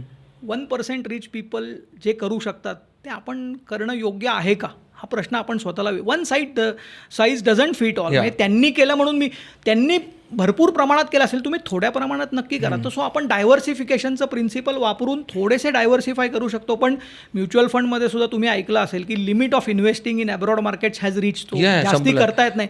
ते गिफ्ट सिटीच्या माध्यमातून करतायत जे एक्सपेन्सिव्ह आहे, म्हणजे त्याचे ऑपरेशनल कॉस्ट जास्त आहेत. ते आपल्यासाठी तो चांगला पर्याय ठरू शकत नाही. तरी पण ॲस्पिरेशन असेल तर 5% जास्त त्या मार्केटमध्ये गुंतवू नये असं मला वाटतं. आणि जसं तू म्हणलास की रिटर्न मिळतील का रे, तर याचं उत्तर असं आहे ना, म्हणजे मी ऑप्टिमिस्टिक लोकांना ऐकतो, पेसिमिस्टिक लोक बरंच काय काय बोलतात, पण मी ऑप्टिमिस्टिक लोकांना जेव्हा ऐकतो, एस नरेन असतील, प्रशांत जैन असतील किंवा अनेक इन्व्हेस्टर्स असतील, they are still very positive on India's structural story. Very positive.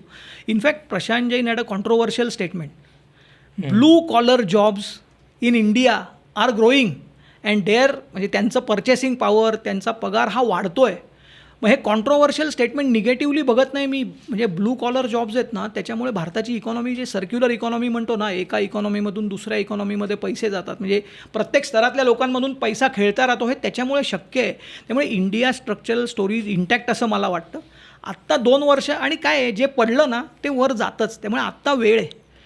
तेव्हा पॅनिक नव्हता. जर तुमचा गोल, एखादं उद्दिष्ट आहे, मुलाच्या शिक्षणासाठी पैसे हवेत आणि आत्ताच काढायचे, तर थोडीशी अडचण असू शकते. पण ती अडचण नसेल, आर्थिक उद्दिष्ट अजून 3 वर्ष 5 वर्ष लांब असतील, तर stay invested, do not stop your SIPs.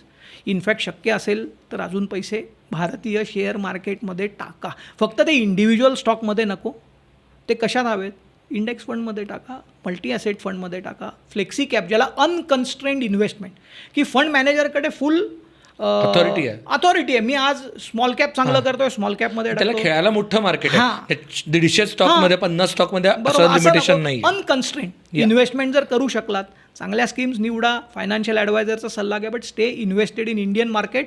आपले मॅक्रोज खूप स्ट्रॉंग आहेत, खूप स्ट्रॉंग. आत्ताच्या ॲसेट अलोकेशनकडे तुम्ही कशा पद्धतीने बघता? म्हणजे आता आपण फंड्सबद्दल बोललो, पण समजा माझ्याकडे 100 रुपये असतील, तर साधारणतः पूर्वी असं म्हणलं जायचं की बाबा तुमचं वय मायनस 100 मायनस वय. आता काय केलं पाहिजे? आता असं धरू की 35 ते 40 वर्ष काम करणारा माणूस, त्याचं रिस्क ॲपेटाईट ग्रोथ म्हणजे तो थोडा ॲग्रेसिव्ह आहे, तर त्यांनी साधारण 55 ते 60% इक्विटीमध्ये ठेवायला हरकत नाही. अगेन तुम्ही ॲग्रेसिव्ह असाल तर. दुसरा असेट क्लास ज्याला आपण फिक्स्ड इन्कम म्हणतो, त्याच्यामध्ये साधारण 25 ते 30% ठेवायला हरकत नाही. म्हणजे 55 आणि 25 हे साधारण 80% झालं. आणि उरलेला जो असेट क्लास आहे त्याला आपण अदर्स म्हणू. तर त्याच्यामध्ये मग रिअल इस्टेट येतं, गोल्ड येतं आणि कॅश येतं. तर तो 20% ठेवायला हरकत नाही. ऑल टुगेदर असं त्याचं असेट अलोकेशन हे योग्य राहिलं. आणि हे कायम रिबॅलन्स करायला पाहिजे. जसं मी म्हटलं, आत्ता सोन्याचे भाव जास्त झाले. तुमच्या 100 रुपयाच्या ॲसेटमध्ये सोनं 15 रुपये हवं आहे असेट अलोकेशनच्या हिशोबाने, पण ते समजा 23 रुपये झालं आहे, तर वरचे 8 रुपये तुम्ही चक्क विका. यांनी तुमचं नागरिक म्हणून आत्ता दिलेल्या आर्थिक देशभक्तीचं उद्दिष्टही पूर्ण होईल आणि तुमचं ॲसेट पण रिबॅलन्स होईल. तर ते 8 रुपये इक्विटीमध्ये गुंतवा. तर हे रिबॅलन्सिंग करणं.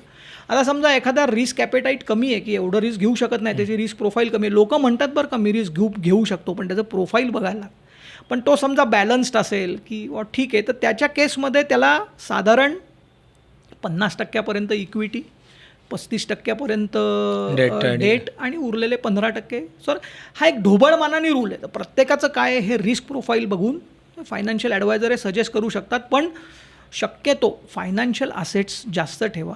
इनलिक्विड किंवा फिजिकल असेट जे प्रॉपर्टीसारखे ते थोडे शक्यतो कमी ठेवा, कारण आपण बघितलं त्यात लिक्विडिटी नाही आहे. सोनं जास्त वाढलं आहे. मी सांगतो, सोव्हरिन गोल्ड बॉन्ड ही स्कीम बंद झाली आता.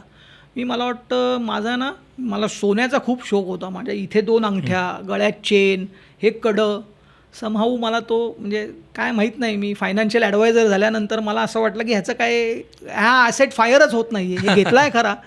मग मी ते सगळे विकले आणि सोव्हरिन गोल्ड बॉन्डमध्ये टाकले. तेव्हा 5,000 रुपये सोव्हरिन गोल्ड बॉन्डचा 2017-18ला भाव होता. बरोबर. म्हणजे 1 ग्रॅमच्या सोन्याला 5,000 भाव होता. आज तो 15,000 आहे. म्हणजे तिप्पट झालं आहे. त्यामुळे माझं व्हॅल्युएशन पोर्टफोलिओमधलं गोल्डचं वाढलं आहे. विकू का असा विचार करतो. मी अजून विकलेलं नाही, पण म्हणजे 15%पेक्षा जास्त अलोकेशन नाही आहे म्हणून मी ठेवलं आहे. पण एखाद्याचं असं झालं असेल तर rebalance is a must. Equity asset class looks very attractive for long term right now. Double digit return मिळण्याची शक्यता 90% जास्त झाल्या असल्यामुळे रिबॅलन्सिंग नक्कीच करावं.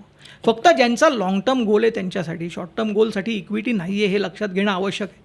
राईट. ह्या परिस्थितीमध्ये ॲसेट अलोकेशनबरोबर अजून एक गोष्ट सांगतो. जेव्हा आपण असेट्सबद्दल बोलतो तेव्हा वेल्थ जनरेटिंग असेट आणि इन्कम जनरेटिंग असेट. वेल्थ म्हणजे त्याची व्हॅल्यू ग्रो होते, किंवा मी इक्विटीमध्ये लाँग टर्मसाठी ठेवलं आहे, माझा पोर्टफोलिओ 2 CR आहे, मग तो 3 CR झाला. माझी बायको मला नेहमी म्हणते तुझ्या कागदावर पैशाचा काय उपयोग आहे, मला सोनं पाहिजे, मला माझं हे पाहिजे. तर मी म्हणून तिला म्हणतो ठीक आहे, इन्कम जनरेटिंग ॲसेट्सकडे पण आपण बघू. तर आत्ताच्या सध्याच्या परिस्थितीमध्ये going back to basic means fixed income. मला खात्री आहे की मी एवढे गुंतवल्यावर एवढे पैसे मिळतात अशा प्रकारच्या गुंतवणुकीचा विचार नक्कीच करायला पाहिजे. म्हणजे कोणता? या परिस्थितीमध्ये इन्कम जनरेटिंग ॲसेट्स किंवा फिक्स्ड डिपॉझिटमध्ये टाकणं हे सुद्धा एक शहाणपणाचं लक्षण आहे. कारण मला माहिती आहे की हे पैसे गुंतवल्यानंतर मला ठराविक रक्कम मिळणार आहे. आपण म्हणलं की पॅसिव्ह इन्कम जनरेट करायचं आहे. मग घरामध्ये जर सिनियर सिटीजन असतील तर त्यांच्या नावावर आपण सिनियर सिटीजन सेव्हिंग स्कीममध्ये पैसे गुंतवू शकतो. Okay. अनेक सिनियर सिटीजननी गुंतवलेत. ही नवीन माहिती नाही आहे, पण बऱ्याच जणांना माहिती नाही की ते लिमिट जे पूर्वी 15 लाख होतं ते आता प्रत्येकी 30 लाख रुपये तुम्ही गुंतवू शकता. तर हे जर केलं नसेल तर पहिलं प्रिस्क्रिप्शन आहे, घरातील सिनियर सिटीजनच्या नावावर 30 लाख रुपये प्रत्येकी गुंतवा. आता याला 8.2% पुढच्या 5 वर्षासाठी रिटर्न आहे. या क्वार्टरमध्ये 8.2% इंटरेस्ट जाहीर झाला. हा इंटरेस्ट दर क्वार्टरला जाहीर होतो. या क्वार्टरला म्हणजे 30 जूनपर्यंत हे गुंतवले तर 30 लाखावर तुम्हाला 30 लाखाचे 8% किती झाले, 2,40,000 आणि अजून वरती 600 रुपये, म्हणजे 2,40,000 म्हणजे 20,000चं उत्पन्न तुम्हाला चालू झालं. आणि दोन्ही आईवडिलांच्या नावावर केलं तर 20 आणि 20 40,000 उत्पन्न चालू झालं. म्हणजे घरी वरण भात खायचे पैसे मला त्याच्यातून मिळाले. पण हे लोक विचार करत नाही. काय आहे ना, इन्व्हेस्टमेंट म्हणलं की फॅन्सी. हे जेनझी वगैरे ना पहिल्यांदाच ट्रेडिंगमध्ये जातात. ही सेफ्टी नेट, हे ब्रेक पहिला व्यवस्थित असेल ना, मग तुम्हाला काय करायचं ते करा. ही एक सांगितली फिक्स्ड इन्कम. दुसरी, सिनियर सिटीजन नाही आहे फॅमिलीमध्ये कोणी, मग काय करू, फिक्स्ड इन्कम कसं आणू. सगळ्यात जास्त इंटरेस्ट देणारी पोस्टाची. हे खूप ट्रेडिशनल होतं आहे, पण पोस्टामध्ये जायचं, रांगेत उभं राहायचं किंवा एखाद्या पोस्टाच्या एजंटकडून मंथली इन्कम स्कीममध्ये पैसे गुंतवायचे. प्रत्येकी लिमिट 9 लाख आहे. एका माणसाच्या नावावर 9 लाख गुंतवले तर महिन्याचे 5,550 रुपये मिळतात. 4 जणांच्या नावावर गुंतवलेत किती होतील, 22,000. मी खूप जणांना करून दिले आणि ते थँक मी. ज्याचा जॉब गेला आहे त्याची पहिली आवश्यकता काय आहे की मला मंथली इन्कम घरात मिळायला पाहिजे. तर 2 सिनियर सिटीजन्सचे पैसे आणि तुमच्या फॅमिलीतल्या 4 जणांचे MISचे पैसे, तर 20 60,000ची सोय इथेच झाली ना. कशाला पाहिजे फायनान्शियल प्लॅनर. मी माझ्याच व्यवसायातल्या लोकांना असं म्हणत नाही आहे, इतकं सोपं नाही आहे ते, पण तरी हा पर्याय आहे तो. तेव्हा तुम्ही जेव्हा ते 7 कलमी कार्यक्रम घ्याल ना, तेव्हा इन्कम जनरेटिंग असेटमध्ये मी करतोय का. बऱ्याच जणांनी FDमध्ये मागे माझ्याकडे लोक यायचे ना, तेव्हा खूप इंटरेस्ट रेट कमी होते. करोनाच्या आधी 5.5% इंटरेस्ट रेट होते आणि तेव्हासुद्धा या स्कीमचा रेट 7.6% होता. आणि sovereign guarantee, 0 risk, very good returns, आणि एकदा गुंतवलेत ना 5 वर्ष ते इंटरेस्ट मिळत राहणार. बेसिकली हे कोणासाठी आहे, ज्यांच्याकडे आता इमूवेबल ॲसेटमध्ये पैसे ते इकडे मूव्ह करू शकतात, ज्यांनी पैसे यायला लागतील. कारण का जमिनीतनं पैसे नाही देणार आहेत तुम्हाला. सो तो एक पर्याय असो, हे करू शकता आणि ह्याचा विचार करणं आवश्यक. ॲब्सोल्युटली. सर तुम्ही मगाशी बोलताना एक गोष्ट म्हणालात ती म्हणजे आपण लेऑफ्सबद्दल बोललो, IT बद्दल बोललो, अचानक जॉब जाऊ शकतो.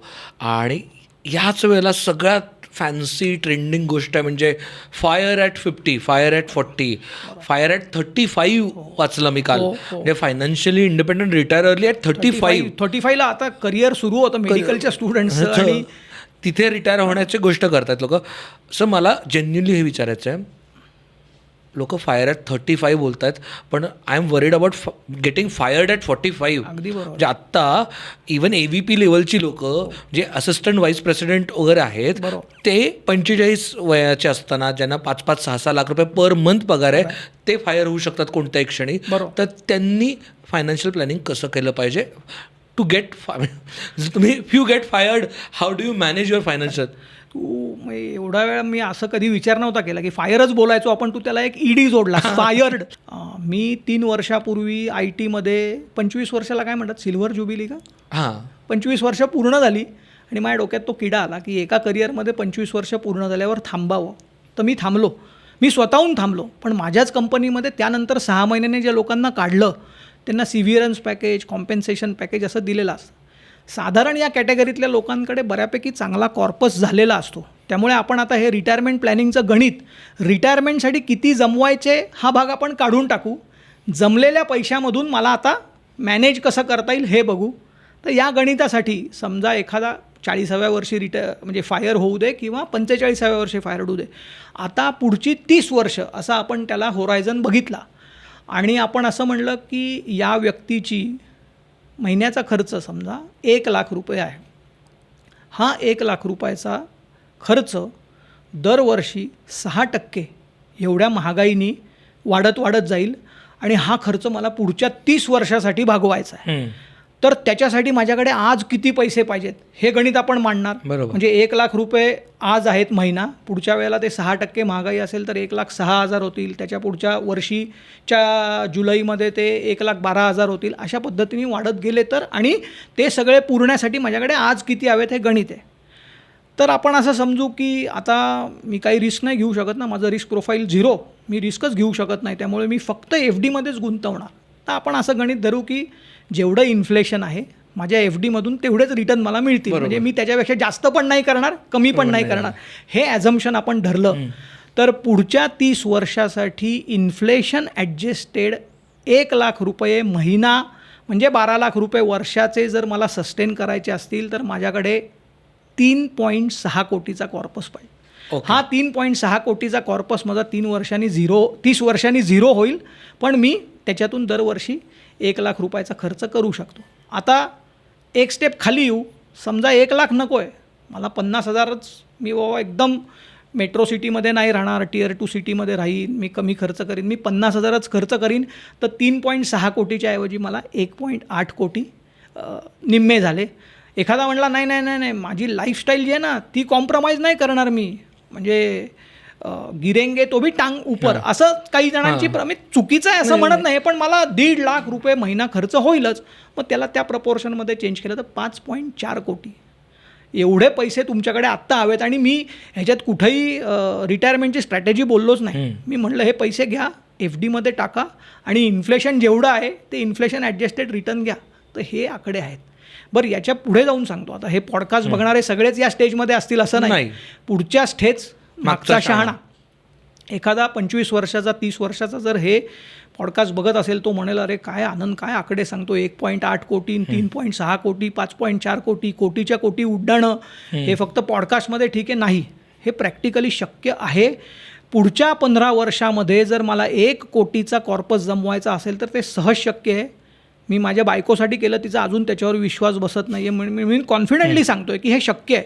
याच्यासाठी काय करायला लागेल, म्युच्युअल फंडमध्ये 21,250 रुपयाची SIP दरमहा तेवढीच पुढच्या 15 वर्षासाठी कुठल्याही चांगल्या अनकन्स्ट्रेंड इन्व्हेस्टमेंट, फ्लेक्सी कॅप असेल, लार्ज कॅप असेल, अनकन्स्ट्रेंड इन्व्हेस्टमेंटमध्ये केली आणि 12% रिटर्न जर मला मिळाला तर पुढच्या 15 वर्षामध्ये माझे 1 कोटी होतील. तू म्हणशील आनंद एवढं सोपं गणित सांगतो, लोकांचे होत का नाहीत? ही 15 वर्ष ना ही 3 भागांमध्ये डिवाईड करायला लागतात. हे 1 कोटी जमण्याचा पहिला टप्पा आहे पहिल्या 8 वर्षाचा. पहिल्या 8 वर्षामध्ये 35 लाखच जमतात. पण या प्रवासामध्ये निम्म्यापेक्षा लोक गळतात. मार्केट खाली गेलं, मार्केट वर गेलं, पैसे काढले, मला ह्याच्यासाठी हवे होते, टिकत नाहीत लोक. 50%च लोक टिकतात. पहिल्या 8 वर्षामध्ये 35 लाख जमले. पुढचे 35 लाख जमायला फक्त 4 वर्ष लागतात.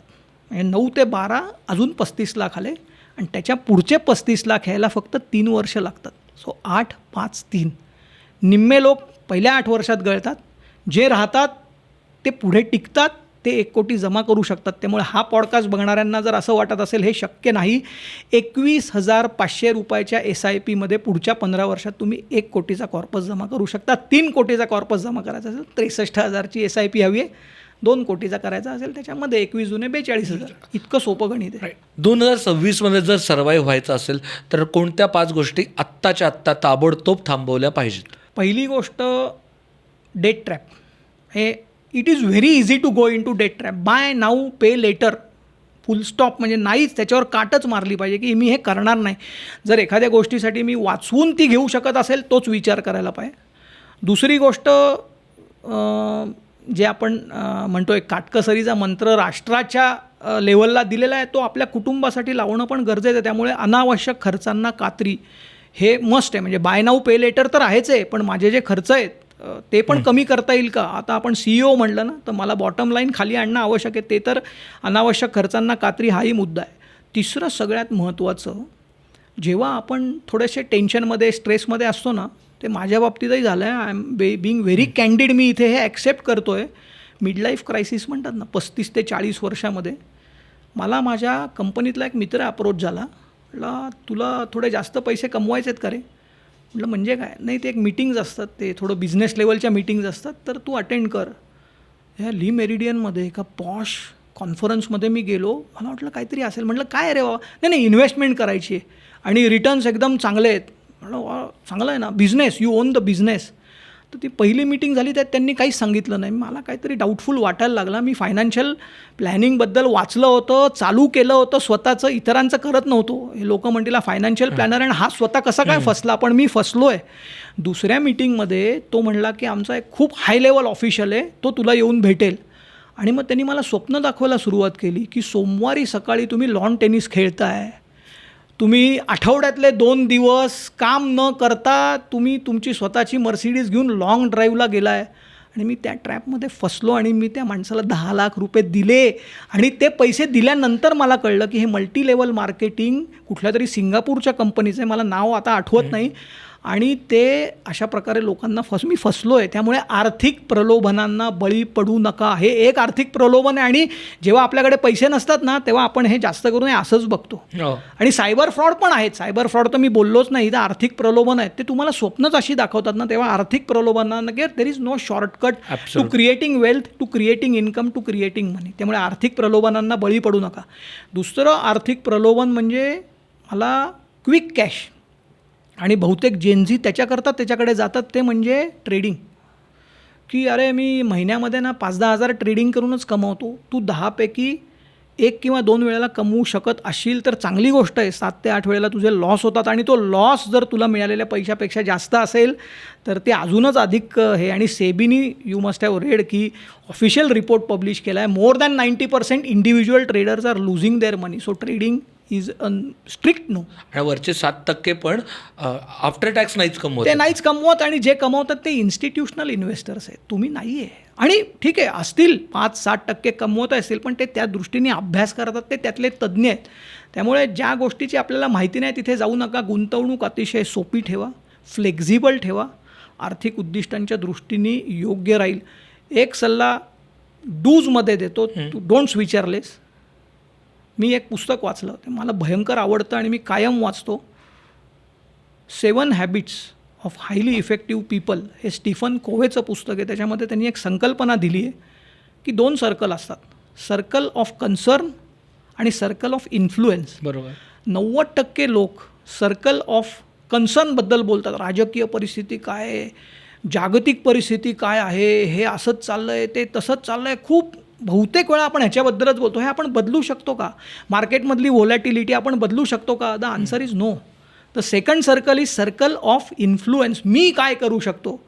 मी माझ्या कुटुंबाचा कर्ता पुरुष म्हणजे CEO आहे, म्हणून मी काय करू शकतो? तर जास्त लक्ष आपण सर्कल ऑफ इन्फ्लुएन्सवर देणं आवश्यक आहे. त्यामुळे डूजमध्ये ते करा, डोंट्समध्ये सर्कल ऑफ कन्सर्नवर बोलणं थोडं कमी करू. चांगल्या कंपनीमध्ये राहा, चांगली पुस्तकं वाचा. खूप चांगली पुस्तकं आहेत. पुस्तकांनी तुमचं माइंड ओपन होतं, यू गेट अ पर्स्पेक्टिव्ह. त्यामुळे पुस्तक वाचणं आवश्यकच आहे. त्यामुळे डूजमध्ये हे सांगतो, तरच 2026मध्ये आपण सर्वाईव्ह होऊ. क्या बात. सर आता शेवटाला आणि अजून एक डोंट सांगतो, मी विसरलो, हा खूप चांगला डोंट आहे. आपल्या आधीच्या पिढीमध्ये श्रीमंती दाखवायचे. प्रत्येकाला सोस असतो की अरे मी खूप मोठं घर घेतलं, माझा बंगला आहे, त्याच्यात भारी इंटेरियर केलं, ही माझी लँड आहे, मी असं करतो तसं करतो. मी ते निदान त्यांच्याकडे ॲसेट तरी होता, ते दाखवत होते. आता श्रीमंती कशी दाखवतात की मी माझा एक मस्त iPhone 17 Pro Max अनपॅक करतो आहे, बरोबर, किंवा मी एकदम एक्झॉटिक लोकेशनला जाऊन माझ्या फेसबुकवर फोटो टाकतोय, but it is coming at the cost of a debt trap. Buy now pay later. मग ही खरी श्रीमंती नाहीच आहे.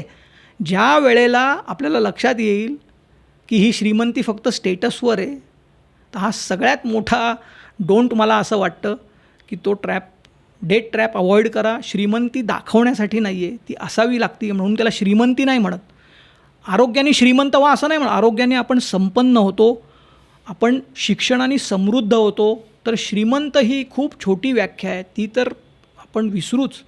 आपण संपन्न होऊ, आरोग्याने संपन्न होऊ, आपण समृद्ध होऊ, शिक्षणाने समृद्ध होऊ आणि वाईट गोष्टी उन्नत होऊया आणि उन्नत होऊ. आणि काय ना, वाईट गोष्टी खूप पटकन कॅप्चर होतात. मी अमुक तमुकचे विषय ऐकले ना, तुम्ही खूप चांगले विषय हँडल करताना तुम्ही समृद्ध कसं व्हायचं हे जरी या पॉडकास्टमधून हा प्रवास जरी सुरू केला ना, श्रीमंत व्हाच, पैशाने श्रीमंत व्हाच, आरोग्याने संपन्नही व्हा आणि शिक्षणाने समृद्धही व्हा. मी 25 वर्ष IT मध्ये काम केल्यानंतर, मी स्वतःबद्दल नाही सांगत, पण मी 2 वर्ष बाकावर बसून MSc फायनान्शियल इकॉनॉमिक्स केलं, कारण मला ते आवडतं आणि मला त्याचा खूप फायदा होतो. तुम्ही ठरवा तुम्हाला काय करायचं आहे. तर श्रीमंत तर व्हाच, पण त्या ट्रॅपमुळे नको, डेट ट्रॅपमुळे नको, बाय नाऊ पे लेटरमुळे नको. खरी श्रीमंती, वाव क्या बात. आणि खरी श्रीमंती काय माहिती आहे, तुमचा पैसा तुमच्यासाठी इन्कम जनरेट करतो, ही खरी श्रीमंती आहे. फक्त सॅलरी येते आहे म्हणून मी श्रीमंत आहे म्हणलास ना, 1.5 लाख रुपये जर माझी सॅलरी आहे आणि मी श्रीमंत आहे का, तर आन्सर इज नो. मला असेट्स मी एवढे चांगले निर्माण केले की त्याच्यातून मला इन्कम जनरेट झाला आणि मला वेळेची श्रीमंती, मला जे हवं आहे ते मी करू शकतो, मला आवडतं आहे ते मी करू शकतो. आणि चॉईस और फ्रीडम ऑफ चॉईस असं ज्याला म्हणतो ना, ते जर मिळालं तर ती खरी श्रीमंती. आणि श्रीमंतीच्याही पलीकडे संपन्न, समृद्ध. ॲक्च्युली सर तुम्ही म्हटलं की खरंच ही श्रीमंती म्हणजे एक, खरं तर माझ्याकडे हॅक आहे जी विच इज काउंटर म्हणजे मी बोलणं चुकीचं आहे, पण जर तुम्हाला खर्च कमी करायचा असेल तर इंस्टाग्राम, स्विगी, झोमॅटो अनइन्स्टॉल करा ऑटोमॅटिक. मला वाटतं फक्त इंस्टाग्राम अनइन्स्टॉल करा. मला वाटतं इंस्टाग्राम आपल्या 10% खर्चाला प्रवृत्त करतंय. हे मी बोलणं चुकीचं आहे, म्हणजे आमचा धंदा इंस्टाग्रामवरती आहे, पण स्टील काय आहे, सोशल मीडिया में हा एक डोंट आहे. तू योग्य बोललास. डोंट काय आहे, stop Instagram, stop looking at social media. कारण काय होतं ना, त्यांनी प्रेशर येतं, अरे हा बालीला गेला, मी अजून बालीला गेलोच नाही, काय करू, बाय नाऊ पे लेटर. हा ट्रॅप आहे, हे व्हिशियस सर्कल आहे, कुठंतरी ब्रेक करायला पाहिजे. ॲब्सोल्युटली. तू चांगले कंटेंट बघा ना, अमुक तमुकचे कंटेंट बघा, खूप चांगले आहे. धनदौलतची सिरीज बघा, खूप चांगली आहे. आणि प्रलोभनं खूप मोठी आहेत, ती अवघड आहे. म्हणजे कोणत्याही सामान्य माणसाला ते खूप अवघड आहे त्याला नजरअंदाज करणं. आम्ही स्वतः सगळ्यात त्याच्यात किती माहिती असून हा अल्गोरिदम कसा वर्क करतो तरी पाय घसरतोच. सर तुम्ही खूप डिटेलमध्ये आणि लोकांच्या इमोशन्सला समजून घेऊन आत्ता 2026च्या या व्होलेटाईल परिस्थितीमध्ये कसं तरायचं, मध्यम वर्गाच्या गळात जेव्हा दाबला जातो आहे तेव्हा ते 2 हात बाजूला कसे करायचे, हे तुम्ही खूप छानपणे सांगितलं. त्याबद्दल खूप खूप धन्यवाद. अगदी शेवटचा रॅपिड फायर क्वेश्चन आहे, ज्याच्यात तुम्ही लिटरली एका शब्दात येस नो किंवा याच्यात आन्सर करायचं आहे. मध्यमवर्गीयांसाठी 2026मधला सर्वात मोठा शत्रू कोणता, महागाई का no cost EMI? No cost EMI. स्वतःच्या मालकीचा EMIवरती घेतलेला 3 BHK फ्लॅट का शांततेत भाड्याच्या घरात राहणं? शांततेत भाड्याच्या घरात राहणं. एका 30 वर्षाच्या IT प्रोफेशनलला तुम्ही काय सल्ला द्याल, iPhone 17 Pro Max का 6 महिन्याचा इमर्जन्सी फंड? 6 महिन्याचा इमर्जन्सी फंड. आजच्या काळात पांढरपेशा नोकरदारासाठी सगळ्यात मोठी रिस्क आहे, AI का रिअल इस्टेटमध्ये पैसे अडकणं? रिअल इस्टेटमध्ये पैसे अडकणं. एखाद्या मराठी कुटुंबाने गुंतवणूक करताना पहिली पसंती कशाला दिली पाहिजे, सोनं का म्युच्युअल फंडमध्ये SIP? म्युच्युअल फंडमध्ये SIP. म्युच्युअल फंडच्या माध्यमातून गोल्ड ETF सुद्धा घेऊ शकता, वर्षभर टाळा, पण म्युच्युअल फंड SIP. कागदावर श्रीमंत पण हातात खडखडाट असणाऱ्या सँडविच जनरेशनला एका वाक्यात काय सांगाल? Don't become debt based rich. म्हणजे डेटवर आधारित श्रीमंती नको. याचा अर्थ तुम्ही कन्झ्युमर इकॉनॉमी झाला आहे, कन्झ्युमर इकॉनॉमी होऊ नका, इन्व्हेस्टमेंट इकॉनॉमीचा भाग व्हा. तेव्हा जेव्हा गुंतवणुकीचा विचार करतो तेव्हा सस्टेनेबल किंवा गुंतवणूक इकॉनॉमी असं आपण ज्याला म्हणतो त्याचा भाग व्हा. कारण ही डेटवर आधारित श्रीमंती काही कामाची नाही. मध्यमवर्गीयाची खरी गवची कशामुळे होते, वाईट इकॉनॉमीमुळं का लोक काय म्हणतील या स्टेटसच्या शोषामुळं? लोक काय म्हणतील या स्टेटसमुळे. तुमच्या मते सर्वात मोठा फायनान्शियल ट्रॅप कोणता, स्वतःसाठी फॅन्सी XUV घेणं का फ्युचर ऑप्शन्समध्ये ट्रेडिंग करणं? दोन्ही. एखाद्याला जर निवृत्तीनंतर सुरक्षित राहायचं तर काय करावं? बँक FD का कन्झर्वेटिव्ह हायब्रिड फंड? दोन्हीचं कॉम्बिनेशन करायला लागेल. तिसरा ऑप्शन तू दिला नाहीस, पण गव्हर्नमेंट ऑफ इंडियाच्या ज्या फिक्स्ड इन्कम स्कीम्स आहेत, senior citizen saving scheme, MIS आपण बोललो याच्यामध्ये, त्याचा विचार करावा. आणि उरलेले पैसे म्हणजे पहिले 60 लाख त्याच्यामध्ये गुंतवल्यावर उरलेले पैसे म्युच्युअल फंड हायब्रिड ऑप्शन. शेवटचा प्रश्न, मध्यम वर्गाने ताठ मानेने जगण्यासाठी सर्वात आधी कोणती एक गोष्ट पूर्णपणे बंद केली पाहिजे? मध्यमवर्गीयांनी ताठ मानेने जगण्यासाठी काय बंद करायचं आत्ता ताबडतोब, आज आत्ता ताबडतोब पिअर प्रेशर घेणं बंद केलं पाहिजे. सोशल मीडियावर जास्त ॲक्टिव्ह राहिल्यामुळे मलाच कॉम्प्लेक्स येतो. मी सांगतो, लिंक्डइन बघतो तू, लिंक्डइन बघितलं ना मी, मला प्रचंड कॉम्प्लेक्स येतो. अरे पण ते सगळं AIने लिहिलेलं, म्हणजे त्यांनी काम काय केलेलं असतं की एखादी रूम साफ केलेली असते, पण त्याचं डिस्क्रिप्शन काय असतं हा फरक आहे ना. त्यांनी तुला प्रेशर येतं. तेव्हा हे प्रेशर घेणं थांबवलं पाहिजे.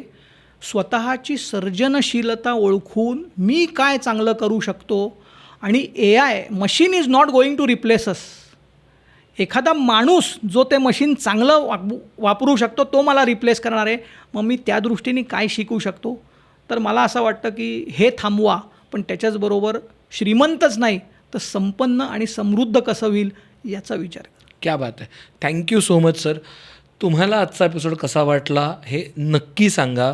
मला वाटतं खूप महत्त्वाचा विषय आपण आज डिस्कस केला, आणि मी जे एपिसोडच्या सुरुवातीला म्हणालो होतो की प्लीज प्लीज प्लीज आमच्यासाठी म्हणून नाही तर तुमच्या कुटुंबासाठी हा एपिसोड तुम्ही एकत्र बघा. त्याच्यानंतर येणाऱ्या रविवारी एकत्र बसून ती वही घेऊन ते डिटेल डिस्कशन करा, ते लेबलिंग करा, कारण येणारा काळ सोपा नाही आहे. घाबरवण्याचा मुद्दा नाही आहे, पण खरंच येणारा काळ हा सोपा नाही आहे. जर आपण डोळसपणे उघडलो तर सहज वाट निघेल, पण जर डोळे मिटून चाललो तर त्याच्यात काटे आहेत, खाचखळगे आहेत, धडपडण्याची शक्यता आहे. तर नक्की तुम्ही हे केलं तर आम्हाला कॉमेंटमध्ये सांगा. धन्यवाद. शार्दूल, हे संपलं आहे मला माहिती आहे, पण रात्रीच्या गर्भात असे उद्याचा उशक काल हे विसरून चालणार नाही. क्या बात. So measures taken today will reap benefits tomorrow. हा आशावाद आपण ठेवू आणि या परिस्थितीतून मार्ग नक्की निघेल, आणि आपण एकत्र प्रयत्न केले कुटुंब म्हणून तर तो नक्कीच काढू शकतो. तू जसं म्हणलास तसं इमर्जन्सी मीटिंग घ्या, पण ती एकदा नाही, त्याच्यामध्ये सातत्य ठेवा. आणि CEO म्हणून ही कर्त्या पुरुषाची जबाबदारी आहे कुटुंबातल्या, त्यांनी हे ड्राईव्ह करणं आवश्यक आहे. खूप छान वाटलं. अमुक तमुकचे खूप एपिसोड मी बघितले. मला विशेष आवर्जून सांगावं असं वाटतं की तुम्ही ज्या प्रकारचे विषय हाताळताय ना, म्हणजे आयुर्वेदिक डॉक्टर, मला वाटतं सबनीस सर येतात, धन दौलत आहे, एवढंच नाही तर सबिहा मॅडमचे काही एपिसोड्स, पण हा खूप बोल्ड विषय आणि अशा पद्धतीने मराठीतून हँडल करणे खरंच कौतुकाचा विषय. तुम्ही खूप संयत पद्धतीने करता. मला या पॉडकास्टचा भाग होता आलं, मला खूप आनंद आहे, आणि यापुढे सुद्धा आपण बोलत राहू. Thank you very much. आणि अमुक तमुकच्या प्रवासाला माझ्या खूप खूप शुभेच्छा. थँक्यू.